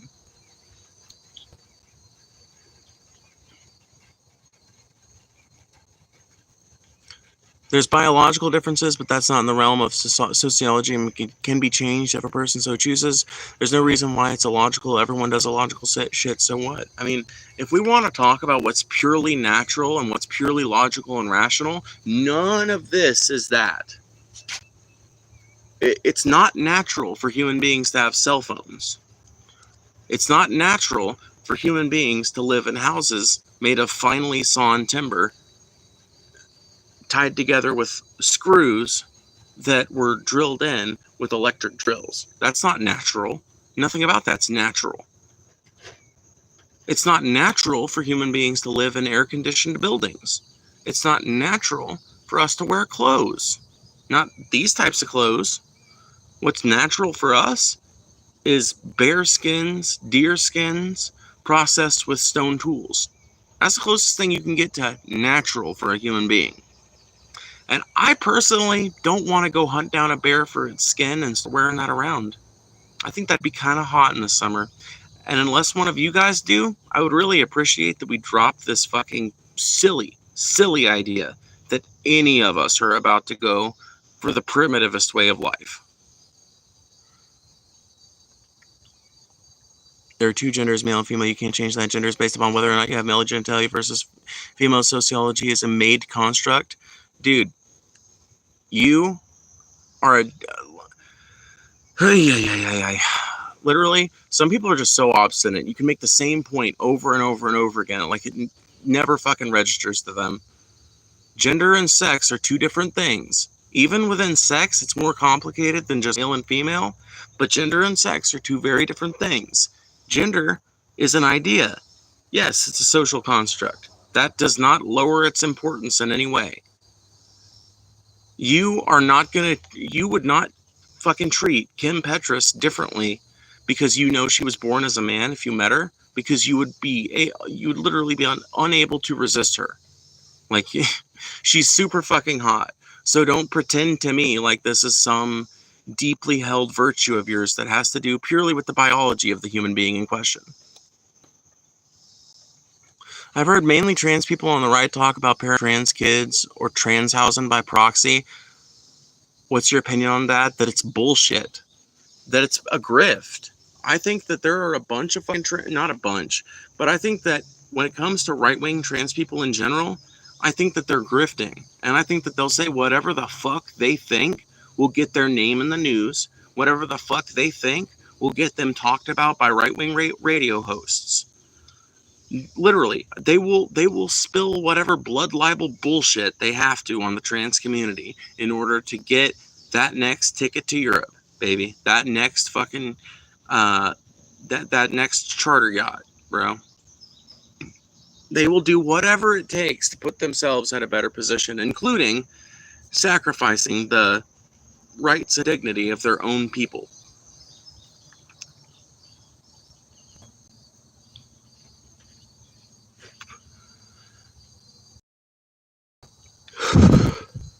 Other social constructs, race. Yeah, something tells me that this person is not willing to throw money away. And something tells me that his opinions on money are pretty complex, you know? Everybody is willing to throw gender away on the basis that it's a social construct. But for some reason, we're not willing to throw, neighborliness in the bin. Because that's a social construct. You know what, the natural, the state of nature when it comes to human beings and our relationship with each other is not to be, haha, we're so happy, we're so friendly, we're so fucking cooperative across a massive scale. Our natural makeup state of nature for human beings when it comes to our cooperation levels is we are supposed to be in a group of like 2 or 3 families. And that's it. We're supposed to feud with other groups. That's the state of nature when it comes to human beings. 2 or 3 families in close habitation that pick up and move, right? Maybe in really big tribes and really big nomadic groups, you might have more than that, right? But usually even then you're talking about clans where it's like 7 or 8 interrelated families spread out amongst a huge fucking group. When it comes to the state of nature, there are plenty of things. There are plenty of social constructs we've just made up to be able to live how we do. There are plenty of social constructs that don't fucking matter at all. There are plenty of social constructs that are important and intrinsic to our everyday life. Something being a social construct doesn't mean very much unless you're saying that it's not set in stone. If you're saying that it's not set in stone, then yes, it matters at that point that it's a social construct.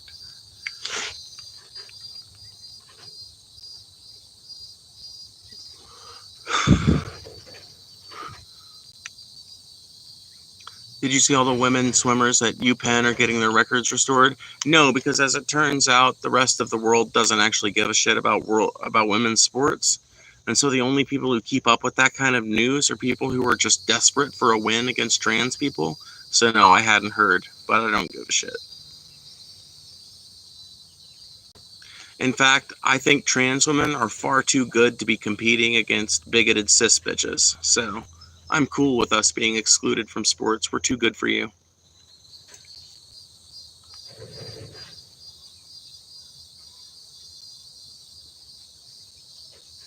They can't beat them in competition, so they'll exclude them through rulemaking.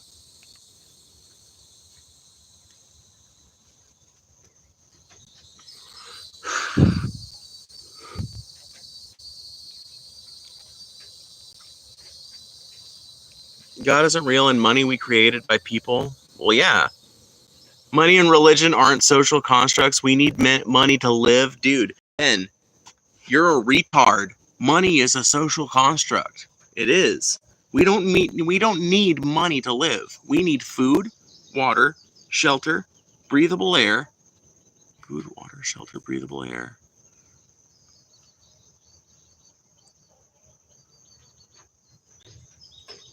I think that covers it, doesn't it? Those are like the 4 basic needs. And community, I think, is like the 5th need, right? So that's what we need to live. As far as like things that humans have to have or else we die: food, water, shelter, breathable air, and community. Those are the things we have to have or else we die. Money is a way of enriching certain people on the basis of our common exchange for those things.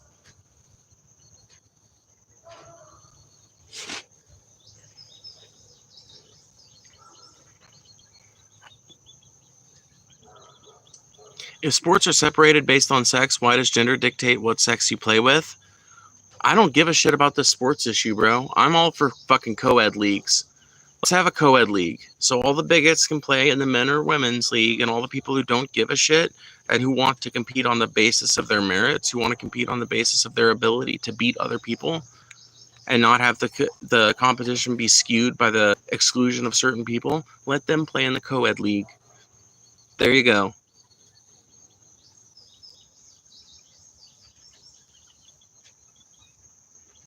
If you're able to wake up one day and say that doesn't exist anymore and still breathe, it's a social construct. Yeah, exactly.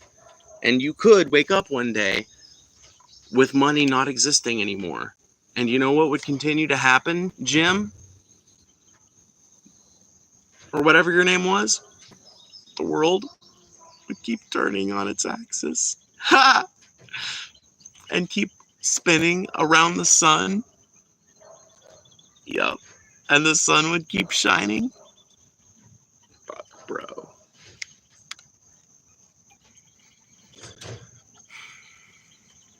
Does co-ed mean men can play against trans women? Co-ed means... See, this is the fucking thing. You're pretending like you've got all these fucking sports opinions, but you don't even know what co-ed means.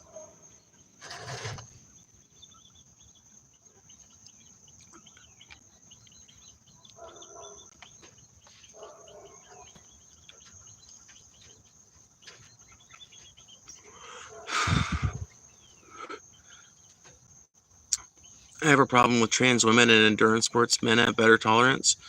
Yeah, well, you know what? tall people have more reach in basketball. So I guess you shouldn't be over a certain height to play ball, right? Fat people have an advantage, not fat people, but chunky, stocky people have an advantage in wrestling and a lot of contact sports like that. So I guess there should be a chunk limit, right? How narrow would you like to make the bands, Capybara? That's all I'm asking. That's why I say co-ed leagues. Because frankly, I think the idea that we need to exclude certain people from sports on the basis of their potentially being too good at it is kind of anti-competition, honestly. And I ain't even an athlete, obviously. I'm not even an athlete, but I feel like I would have been pretty fucked up if I did athletic shit when I was a kid, and I would have gotten pretty fucked up and sad if I was just excluded from one of the sports because they thought I was going to do too good. Not only that, but I think a lot of other people, like I would have felt pretty bad if I was and somebody excluded somebody else from the field because, oh, that person, they're just too tall, so they'll be too good, so we can't let them play. I'd be like, fuck that. Fuck that. That's a challenge. That's what I don't get about this. Sports is supposed to be about competition. Sports is supposed to be about figuring out which human beings excel at the craziest shit. And it seems like we're just trying to stifle competition with all this trans people in sports shit, especially when you consider the fact that trans people are like 0.06% of the population. We are such a minute fraction of the population. We're an even smaller fraction of elite power athletes and shit like that. So why is there all this fucking discourse about whether or not we should or should not be allowed to play in sports? When number one, we make up a tiny fraction of the amount of people playing sports in general. And when the whole spirit of competition, in my opinion, is supposed to be anti-exclusion. It's supposed to be anti not letting people play on the basis of their skill being too high or their physicality being too good or whatever.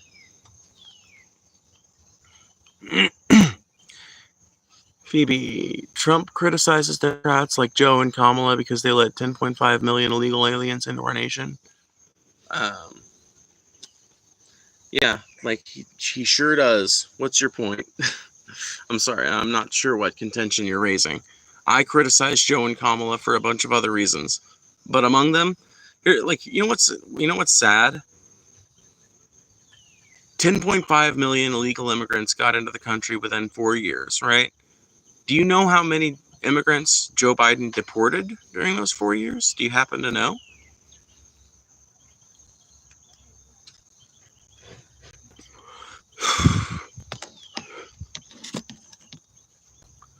I do think the discourse is like way too big for how small the trans group is, but if it happens, it should be talked about. Yeah, but it hasn't really happened yet. That's my problem with it. I can't believe we haven't gotten any super chats today.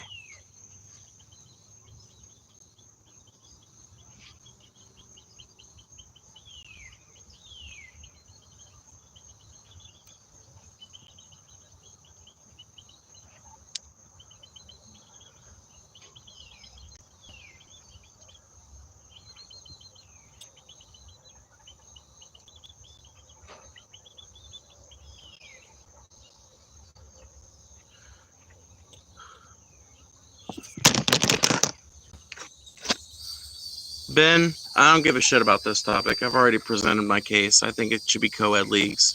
So I'm asking, Ben, do you know how many immigrants Joe Biden and Kamala Harris deported in those 4 years?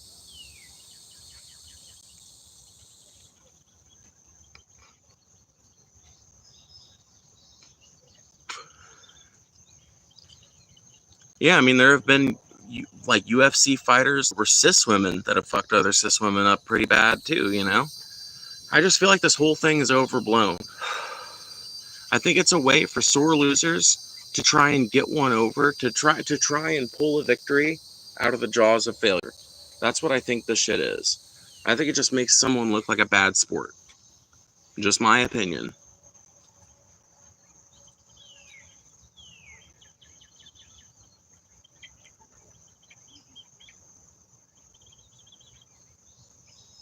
I think your stance on immigration slightly contradicts your view of the working class. When there is more working class Americans, the cost of our labor is decreased. That's because we allow the market to determine labor value. That's because we don't collectively organize in favor of increasing our labor value. We allow the capitalists to determine what our labor is worth. That's why. So I don't just support people being, oh, we got a super chat. Oh, thank you, Rose. I appreciate that. You're so sweet. I'm buying a protein bar with the options of chocolate birthday cake, Reese's, and chocolate peanut butter caramel. Which should I get? Reese's, 100%. Reese's is your best bet there for a protein bar. That shit's going to be delicious. If not Reese's, get birthday cake. But yeah, let me see here. Fact check. Joe Biden admin deported approximately 4.4 million. So 10.4 million came in, and he deported 4.4 million. So that leaves us with 6 million. Huh. Can someone find out how many undocumented immigrants came in during the Trump administration? I just want to do a little fact checking here. I'd love your thoughts on a 4-year-old girl in my classroom saying, "Mommy says she's a boy. I feel bad because she hasn't even figured out who she is yet, but I don't want to overstep." I feel like you're just bullshitting, honestly. Like, maybe you're not, but that just sounds like fanatical bullshit to me as a parent, you know? Just sounds made up, but answering as if it's true, I would invite the parent to a parent-teacher conference and ask her directly. See how she refers to the kid. See what conduct she displays. Confronted directly, I guarantee you someone that's crazy enough to force their 4-year-old to be trans is gonna shudder and quake and not have anything to say. So I think you would probably not be coming to me if this actually happened, because I think that this answer would have popped into your head already. Call a parent-teacher conference. Talk to her directly.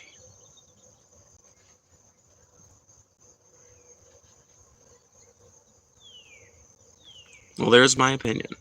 I'm sorry, it just, in the current climate, can you understand why something like that kind of sounds made up in the current climate?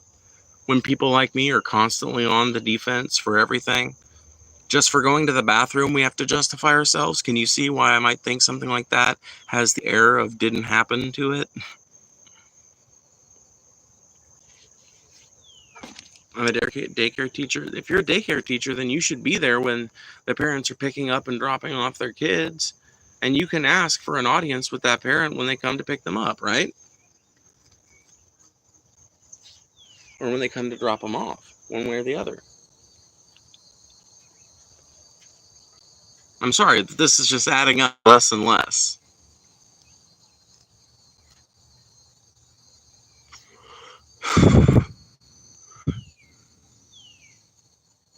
One thing I think you got to admit is you live in a red state and you admittedly only know a few people in the queer community. A very small minority of crazies in big cities make y'all look horrible.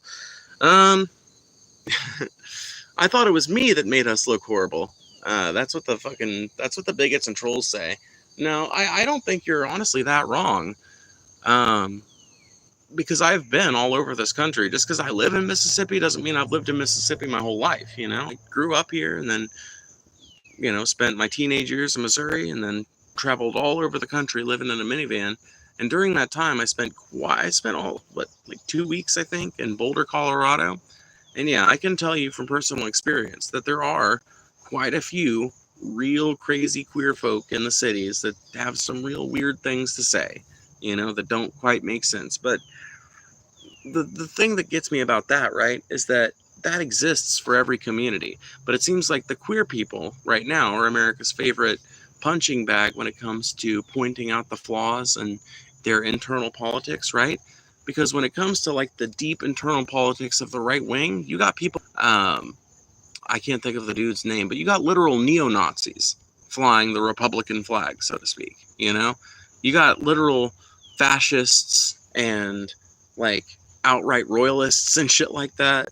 But I don't think that those people represent the entire Republican Party. I don't think that those people represent everyone who voted for Trump, And to me, it's strange that so many people think of people like me and every other queer person whenever they see like a crazy weirdo with a vagina hat on protesting almost naked with a single person protest and a sign that says um, heterosexual relationships are inherently unequal or something, you know?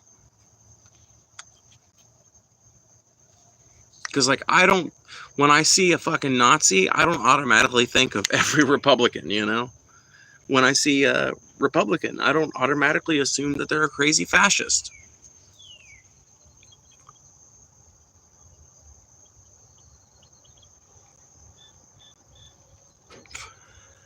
To protect American citizens, shooting tear gas and rubber bullets is not protecting American citizens. That's assaulting American citizens, my friend. But yeah, deploying the National Guards and the Marines in LA, I think, is one of the most fascist things a sitting president has done in my lifetime. But it's not surprising coming from Trump because in my opinion, anything that Trump does is justified by his base by, well, it can't be authoritarian because it's him. And to me, that's just partisan. To me, that's just shit, you know? You would look at me with the same disdain if I was making excuses for Joe Biden unleashing the dogs on the protesters that were protesting against the genocide in Palestine. You know, you would look at me with the same sort of disdain for. Let me reread your comment. You would look at me with the same kind of disdain if I was defending Biden for, I don't know, for prosecuting the January 6th protesters.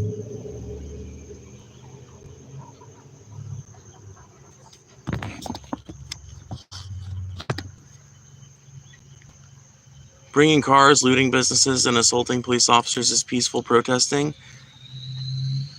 The riot is the language of the unheard. Riots don't happen in societies that take care of their people. Riots don't happen under presidential administrations that take care of their people. Riots don't happen until you allow a community to get so fucked up and so badly off, so under-policed, so under-policed for violent crime, so over-policed for passive crime. When you allow a community to be so thoroughly oppressed that they have no other option, then a riot is the inevitable result. And in every single one of the riots that people have gotten so mad about over the last 5 years, every single one of them started as a peaceful protest that was agitated by the police. The police are the ones who escalated it. So that's the thing. You guys are completely willing for the police to escalate it, but you're not willing to take accountability for that fact, right?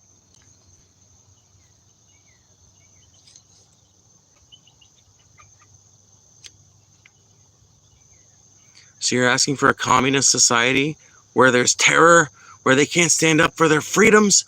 I know who you're voting for in NYC. I'm not in New York City, bro. I live in Mississippi. Yeah, my socialist ass lives in Mississippi. But I am a fan of Zohran Mamdani. You are correct about that.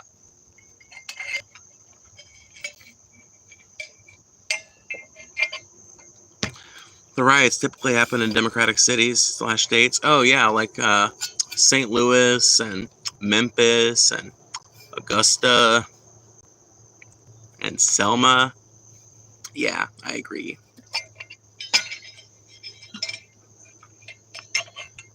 Louisville. Kentucky is a very blue state after all. Missouri, blue state. Tennessee, blue state. Wait a minute. No. All three of those are red states. Well, wait a minute. How did riots happen there?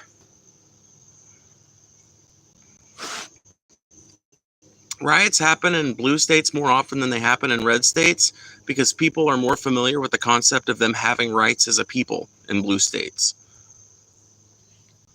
People in southern states literally believe that they'll just be thrown in forever prison if they protest. Literally. So that's why they don't.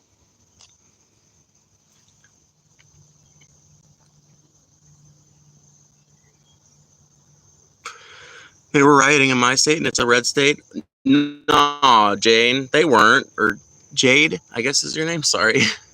I thought it was Jane. No, Jane. Jane, whatever. Your name is confusing me for whatever reason. I want to keep calling you Jane, but it also just might be my inability to get those two words and differentiate them properly, or those two letters, rather. Anyway, no. Riots don't ever happen in red states. Riots don't ever happen in red cities. Riots don't ever happen anywhere but where a Democrat is. Haven't you heard? Even if they did, what the fuck do I care about a Democrat? Like what? Because I've got some criticism for Trump and the Republican Party, that automatically makes me a Democrat? Because I think Trump is a evil fascist tyrant, that makes me a Democrat? What if I told you that I think Kamala would have been every bit as much an evil fascist tyrant, but would have had a smiley face about it?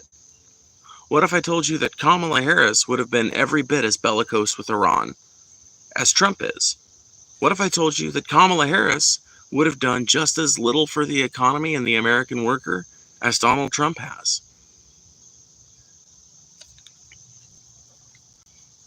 I was not hating. I didn't say you were. I didn't say you were, Jade. One last thing. Something about the BBB, they aren't cutting taxes for the rich because they like them. They're cutting them so they can fund and open more capitalist ventures, increasing... Oh my God. Yeah, but that's not what happens. Bob, what is that your name? Ben. Ben, new ventures in today's economy are not jobs. New ventures in today's economy produce way more material than they do jobs. I don't know how else to put it. It's like, with the rise of automation, even if we do bring manufacturing back to this country, even if cutting taxes, you're basically making an argument for trickle-down economics, which was tried in the 80s and didn't work back then either. It was tried in the 90s, didn't work back then either. Hasn't worked anytime it's tried because the Republicans make these tax cuts happen, and then business owners take those tax cuts and pocket them and continue expanding however they're going to expand before. Proof? Did manufacturing come back to America during Trump's first term? Because according to him, it was going to. According to Trump, in his first term, manufacturing was going to come back to America. Did it or did it not? I remember in 2020, Atlanta was bringing the heat during the protests. Also, I remember they specifically went out of their way to not harm Waffle House, and if that's not American as hell, what is? Oh yeah, dude, 100%. I agree. I just want to bring up the rich dude a couple minutes ago who said poor people don't generate money and acted like every rich person worked hard, no generational wealth whatsoever. Oh, I know. That's why I got so furious at that dude. Not only that, but poor people don't generate wealth? Dude, rich people don't generate wealth. Rich people generate fucking bonus surplus money for them goddamn selves. It's poor people. It's poor people who produce the fucking wealth. It's poor people that turn the wrench. It's poor people that swing the hammer. It's poor people that push the mop. It's poor people that ring up the customer. It's poor people that take the phone call. It's poor people doing the fucking work that keeps this country going. It's poor people keeping watch over your prisons and jails. It's poor people keeping watch over your streets as police. It's poor people going to fight in your fucking wars. It's poor people keeping this country going, not rich people. Poor people are the ones who generate wealth. Poor people. It is from us that wealth flows, which is why when we stop, if the wealthy generate wealth all by themselves, then why do they get so mad when their workers strike? If the wealth is capable of being generated independently of the worker, if the workers are not responsible for generating the wealth, then why do the wealthy get so angry when the instruments that they claim to be generators of their wealth stop working? Shouldn't the wealth just keep being generated if it's just merely the presence of a rich person that does it?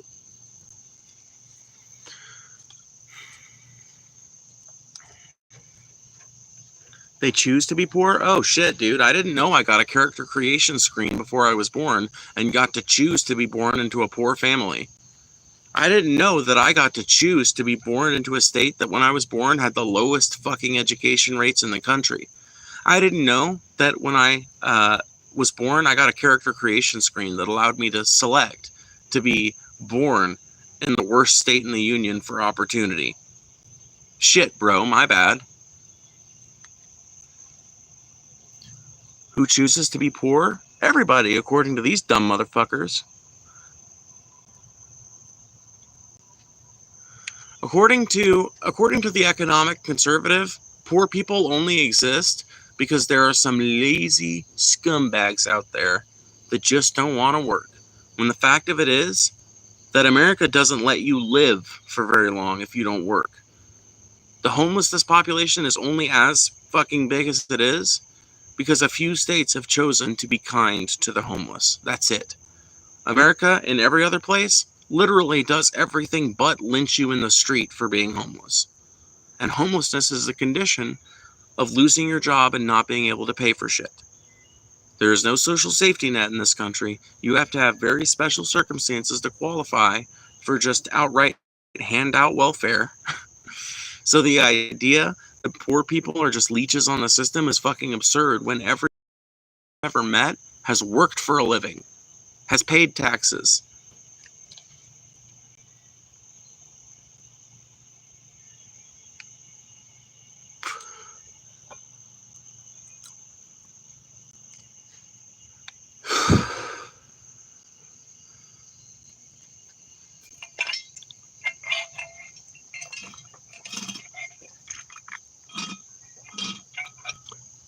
I can tell you poor people are some of the hardest working people in the world.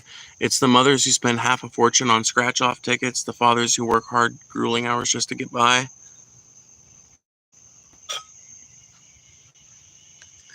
The fact of it is, poor people in America are more fucked over and out than poor people in any other Western country, full stop. You can just go to those other countries if you can afford it, or you can watch documentaries from people who could afford to. You can watch, there's a documentary by Michael Moore called Sicko. There's another one called, what is it called? Where to Invade Next. Yeah, go watch those two documentaries. So go watch Where to Invade Next by Michael Moore and go watch Sicko by Michael Moore. Those two documentaries will blow your fucking mind because you'll get to see what it means to be a regular working class person in any other country besides America. You get to see what it means to be a regular ass person anywhere but America. And the sad fucking thing is, you have to go to like the upper middle class to find the types of people that Michael Moore just finds everywhere all over these countries. Literally. People are not allowed to live in the type of squalor that they're allowed to live in here in America. People are not allowed to live with the kind of deprivations that they're allowed to live with in America, in other countries. They don't. Here we encourage it. Here we encourage it because the poorer you are, the less input you need to get by, the more you can afford to spend on stupid bullshit. Or the less that you take up on the system. For the more labor you generate, and the less resources you cost to keep up, basically, is the equation they're looking for. They choose to be poor, they have the option to get a higher paying jobs. What about a person in a community that literally doesn't have any higher paying jobs?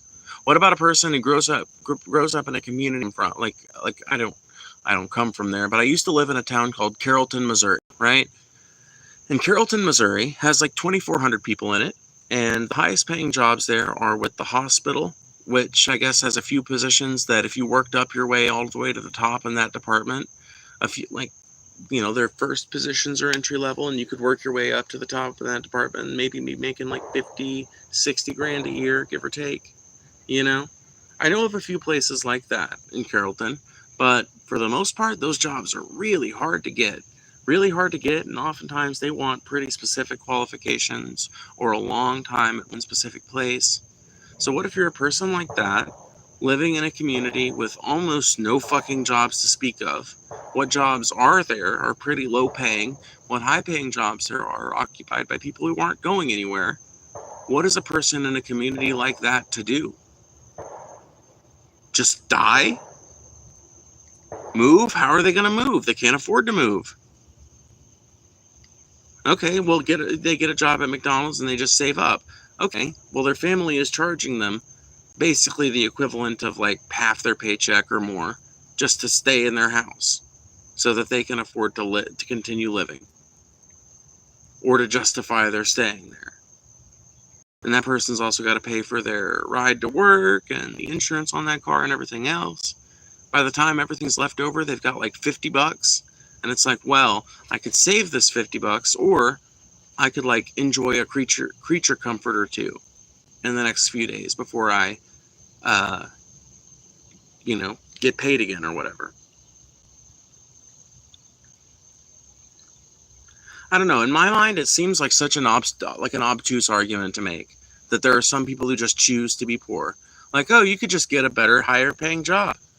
Okay. I guess people can, but not everybody can.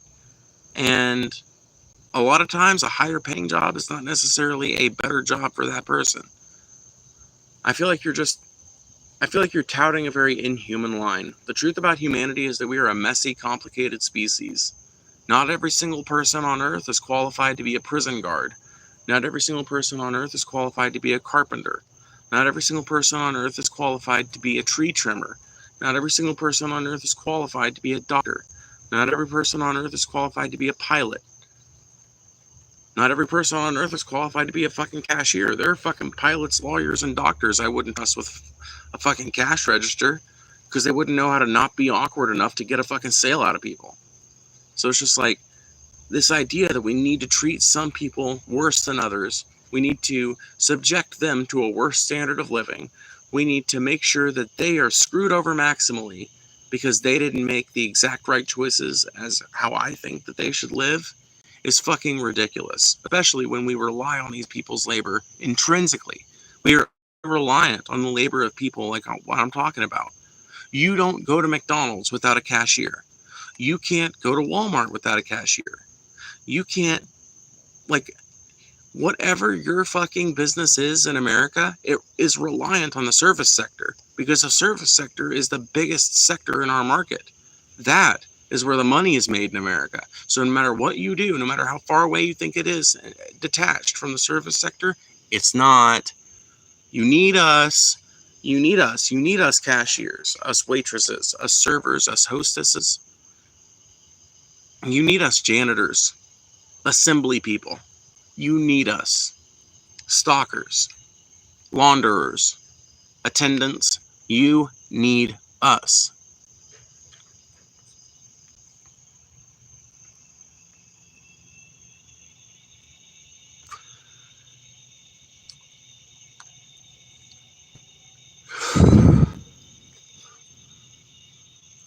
Even if for smaller businesses, not a lot, and even when people do create businesses, barely get traction from people and go. Oh yeah, well yeah. I mean, like starting a business is not a guaranteed route to income. That's the fucking thing.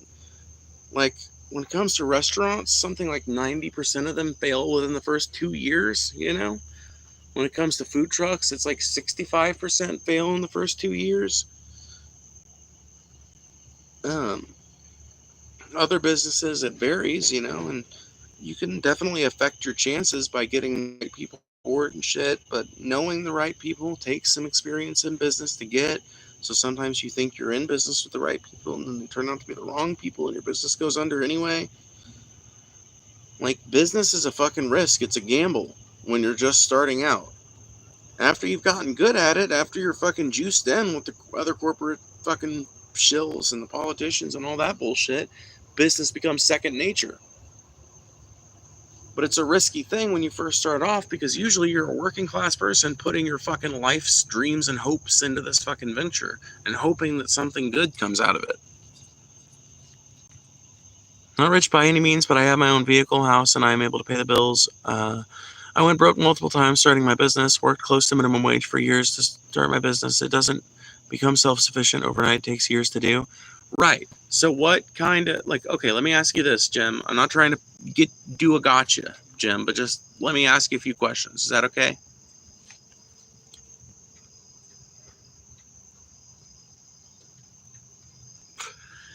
Did you have a mentor?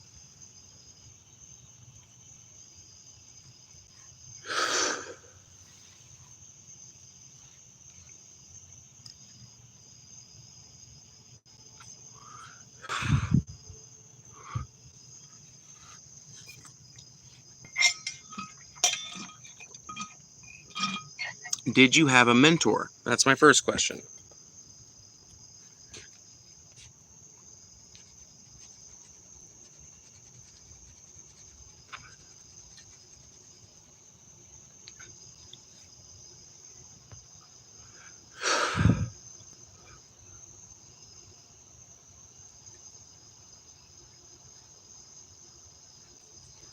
So nice out here right now. You guys hear that?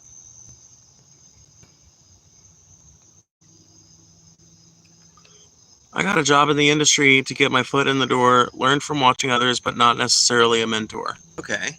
So that actually you answered what was going to be my second question, which was did you have any connections to the industry that you got into? Okay? So, let's say you've got 20 risk points for not having a mentor. Well, you just took 10 risk points off. Let's just say 50%, or let's just say 50 risk points makes it risky, right? So I'm going to assign you 20 for not having a mentor, but I'm going to take 10 off because you did have a connection to the industry to start off with, right? Ow.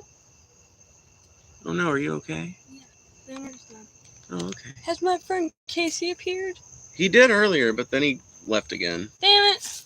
But I'm actually having an argument with a person right now, trying to get them to kind of understand I don't know, like the nature of why it's hard for people to just start businesses, you know?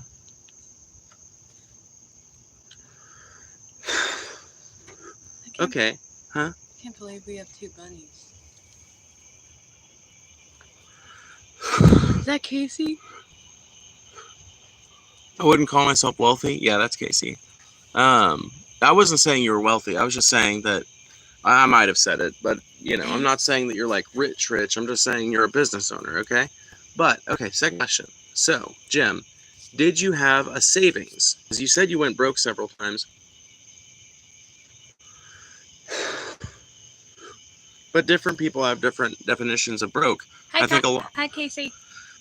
I think a lot of really fiscally responsible people would probably argue that broke means that you just don't have any cash flow, that you're living off of your savings. But I would define broke as being like absent savings too. I applied for multiple entry-level positions, got an interview at 2 out of the 10 I applied for. Okay. Businesses very rarely work. Thousands of people here in France are stuck with very low income and no alternatives because of the selective education system, and that's if the business doesn't fail. Oh my god, why are you being so mean to Silas, Casey? Just because I'm mentally slow doesn't mean I'm a fucktard. You're not mentally You're not mentally slow. I'm mentally slow, if anything. There's more than 4 people, but DEF also has some bots presence. DEF? Diesel exhaust fluid? What?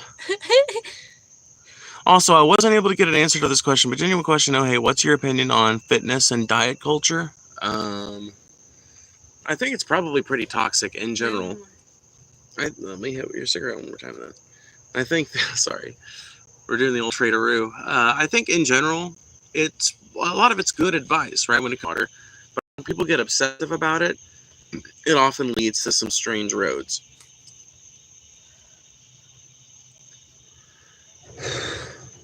I know you're not being mean to me. I know you love me.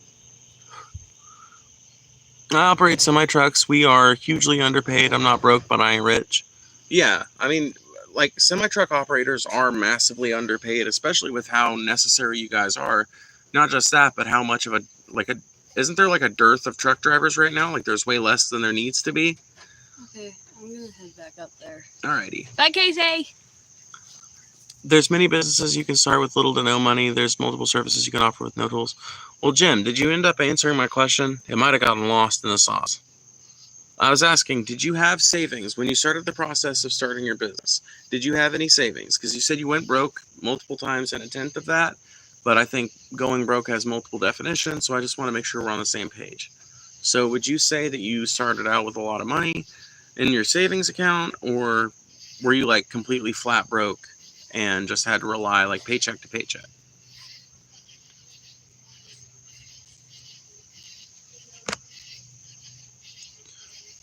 Truckers should unionize. Some truckers are unionized. It depends on the company. It depends on the company. It depends on the operator too. Because I think technically you can join the Teamsters if you're just an owner operator, on your own. But that probably does affect what kind of business you're able to do with what companies and shit.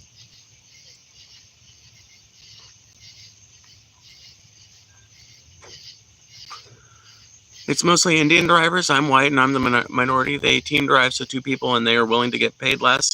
Well, doesn't that same problem exist with super young truckers too? Because I remember, I wanted to get into over the road driving. Back when I was 18, 19. No, it was the year I was turning 21. God, I'm fucking in my 20s now, and I'm getting confused with all my dates and times. Anyway, when I was 21, I really wanted to be a truck driver. I ended up getting denied because I had a wreck too recently within that time frame, and I didn't get back into it. I ended up starting smoking weed again, and been doing other things ever since. But I was serious about it, so I had quit weed for like 5 months before I ended up smoking again after I got the call that they wouldn't be able to take me for another like year and a half or something. But I remember back then when I was talking to people about it, I remember that same kind of problem was being cited, but that it was mostly being talked about as like something that newer truckers and like younger truckers without families and shit will do in order to get like the maximum amount of pay out of the most amount of work, basically.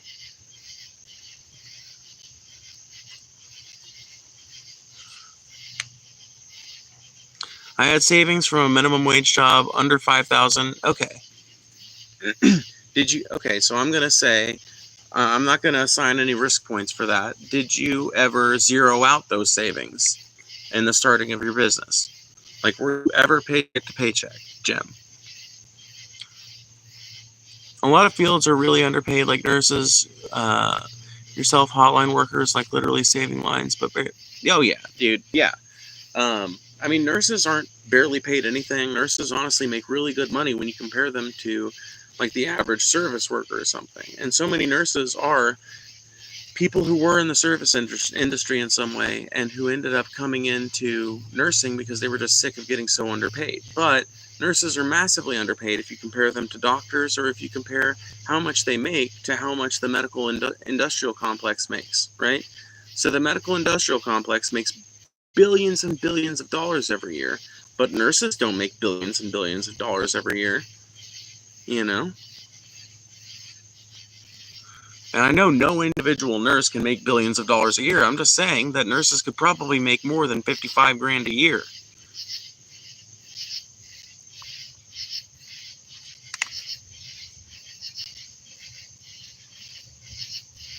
Still paycheck to paycheck? I mean, that doesn't... I wish you would just say yes or no. That would make this easier. Okay, so I'm gonna assume you mean no, you never had to zero it out. Okay, so no risk points for that either, right? All right. When you started your business, did you already have the connections to like a legal representative and somebody involved with the Chamber of Commerce that could help understand those documents and things like that? Were you already juiced in with that, or did you have to go out and pay for that and make those connections independently?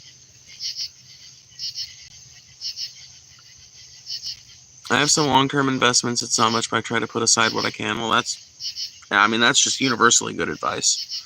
I zeroed it out. Okay, well you didn't say that in your original comment, so I was just trying to get clarification on that, because, okay, if you zeroed it out, then I'll give you another 10 risk points, okay? So we're talking 20 risk points right now, and what you say next will help determine, more of whether, like, the amount of risk that I think you took on in the pursuit of starting your business, right? So did you have to go out and make connections with legal representation and the folks at the Chamber of Commerce or whatever the similar body would be wherever you're talking about? I don't remember if you said you're an American or if you said you're from somewhere else. I'm just saying. Like, did you have the connections needed to actually do the legal paperwork and shit to start that? Or was that something that you had to go out and forge those connections independently? No connections. I opened my LLC on my own through my state. Pretty sure it was $200 for the initial filing. Okay, then, yeah, another 5 risk points.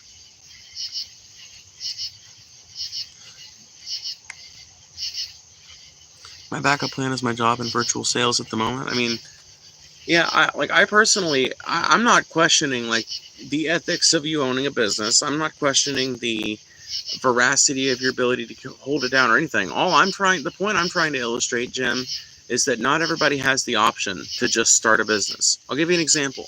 Right now, would love, I have like what I think is like $1 billion fucking business idea, right? Would love to do it. But it's going to take a pretty fucking intense amount of money.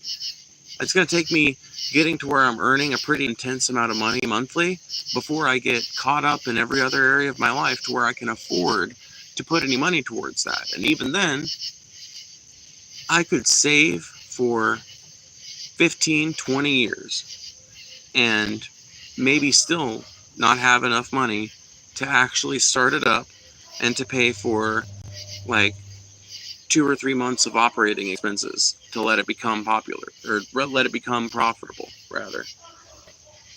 Not only that, but I am wanting to enter business in an industry that doesn't really have super easy inroads, right? Like food trucks move around and they're usually family operated things. That's what I want to do. I want to own a food truck, right? And they're usually family owned enterprises that you can't just like easily get a job at. So making the connections within that industry, not really something I'm going to be able to do super easily. I'm going to have to figure out other ways to do that. But I'm just one example, right? And I'm the kind of person that I still don't let that dissuade me. I believe I could do it. I mean, especially if my growth on here remains, then if I keep making more money off of it, if my channel keeps growing and shit, then I could probably do that. It probably wouldn't take me 20 years either. Like I said, if the growth keeps up, who knows? Maybe I could be doing that in 5 or 6 years. Or maybe I could at least, get myself a decent bigger patch of land and like a nice, fully functional and way less miles car. Get things lined out in my life completely where I can like build that and have it as a backup. So I'm not unoptimistic about it, but it's also not something I can snap my fingers and get right into, because even if I just started out as like with a trailer, right? Even if I just started out with a trailer and like a third of the menu that I'm considering doing, I would still be looking at probably 50 grand to pay for the equipment and the like food supplies and shit to start up, and then a couple of months at least of maintenance and food supplies and like electricity and gas expenses related to the venture. It would still take quite a bit of money to do. Like I said, I'm not unoptimistic about it, but I'm also realistic about the fact that it's not something I can really snap my fingers and fix. And there's a lot of people in the same position. I mean, there are a lot of people, take me out of it, there are a lot of people who don't have the amount of privileges I have. Like, I live on land my family owns, so we don't have like a rent payment hanging over us. We don't have like a mortgage payment hanging over us. But take somebody that's living in an apartment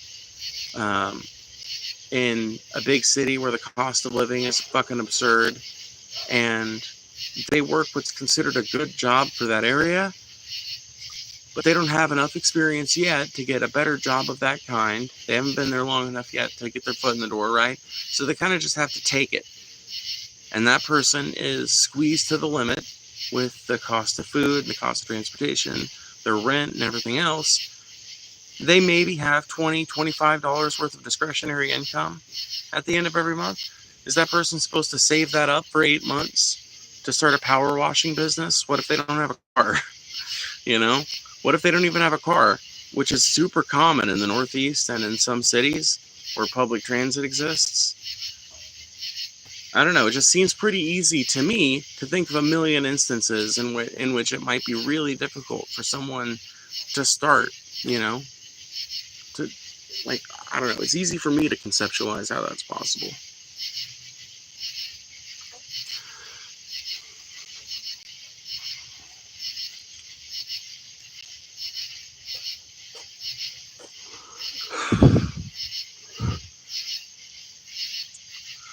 There's nothing to look forward to, nothing to be optimistic about. Haven't had a good news story in nearly 20 years. Future is bleak.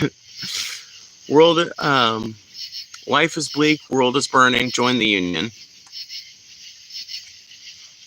Life is bleak. World is burning. Join the union.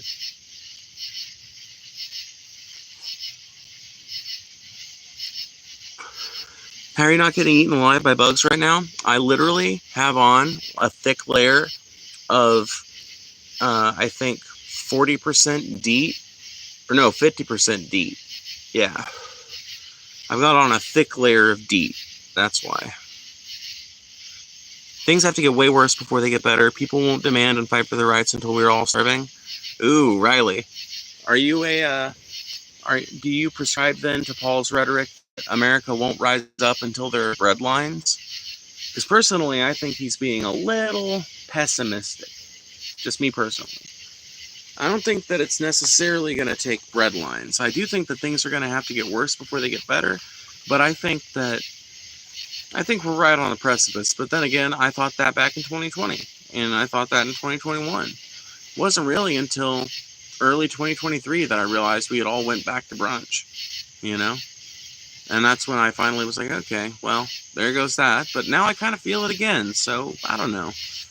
I think we're not far from the possibility that Americans rise up and demand better. But I think it's going to require conversations like what we've all had tonight. Those of you who have disagreed with me and who've continued to have a conversation with me anyway, thank you for participating in a way that's meaningful. Thank you for participating in a way that elevated the discourse, at the very least. That made the discourse something that people can listen to and decide which side that they prefer. You guys have helped illustrate the kindness in my positions and, you know, the selfishness I perceive in your own, or whatever, you know. But you guys have made your points, I've made my points, and we've maintained something like a conversation here. And I think that that's one of the most valuable things that we can be doing in this, with the world being how it is, with things being as fucked up as they are. I think now is the time to have conversations. Now is the time to bring people together for the common good so that we can avert some of the many catastrophes that I see heading our way. God, I love it when you start talking that sweet union talk. Yeah, dude. There's power in a band of working folks. When we stand hand in hand, there's power that must rule in every land. One industrial union grand.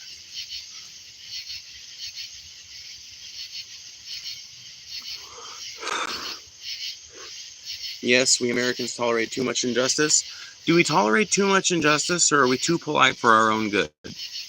Or are those the same things? I don't know. We do tolerate a lot of injustice, but eventually things become too sickening. I think it's time for the left to really get together and talk about some real crazy ideas. I mean, once the content has cycled, I want to have Alchemist Soil back on just to talk to me so that I can really present him with my case for how me and people like me and him and Paul and everybody else walk away from the DNC, RNC foot race and walk down a track that leads to something better.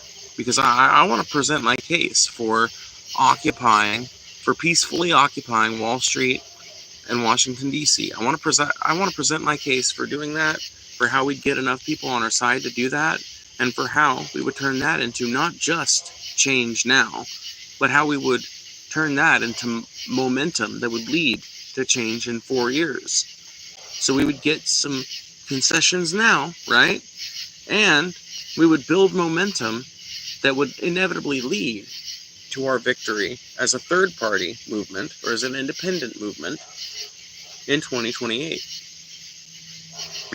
Now, he'll probably not agree to it because that's, the narrative now is that I'm a horrible person or whatever amongst the snarker communities, but whatever. I was just trying to provide an entertaining show, and the view counts on that fucking stream, despite it being a desktop stream of mine, prove that it was.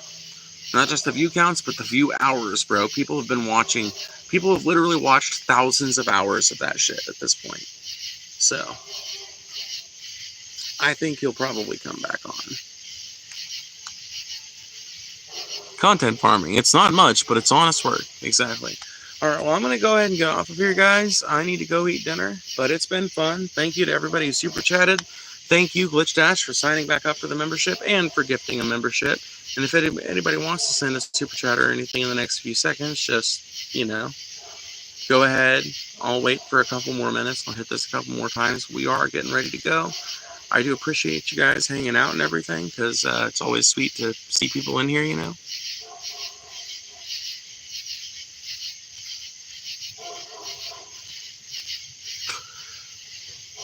And the countdown begins. 10, 9, 8, 7, 6, 5, 4, 3, 2, 1. Goodbye.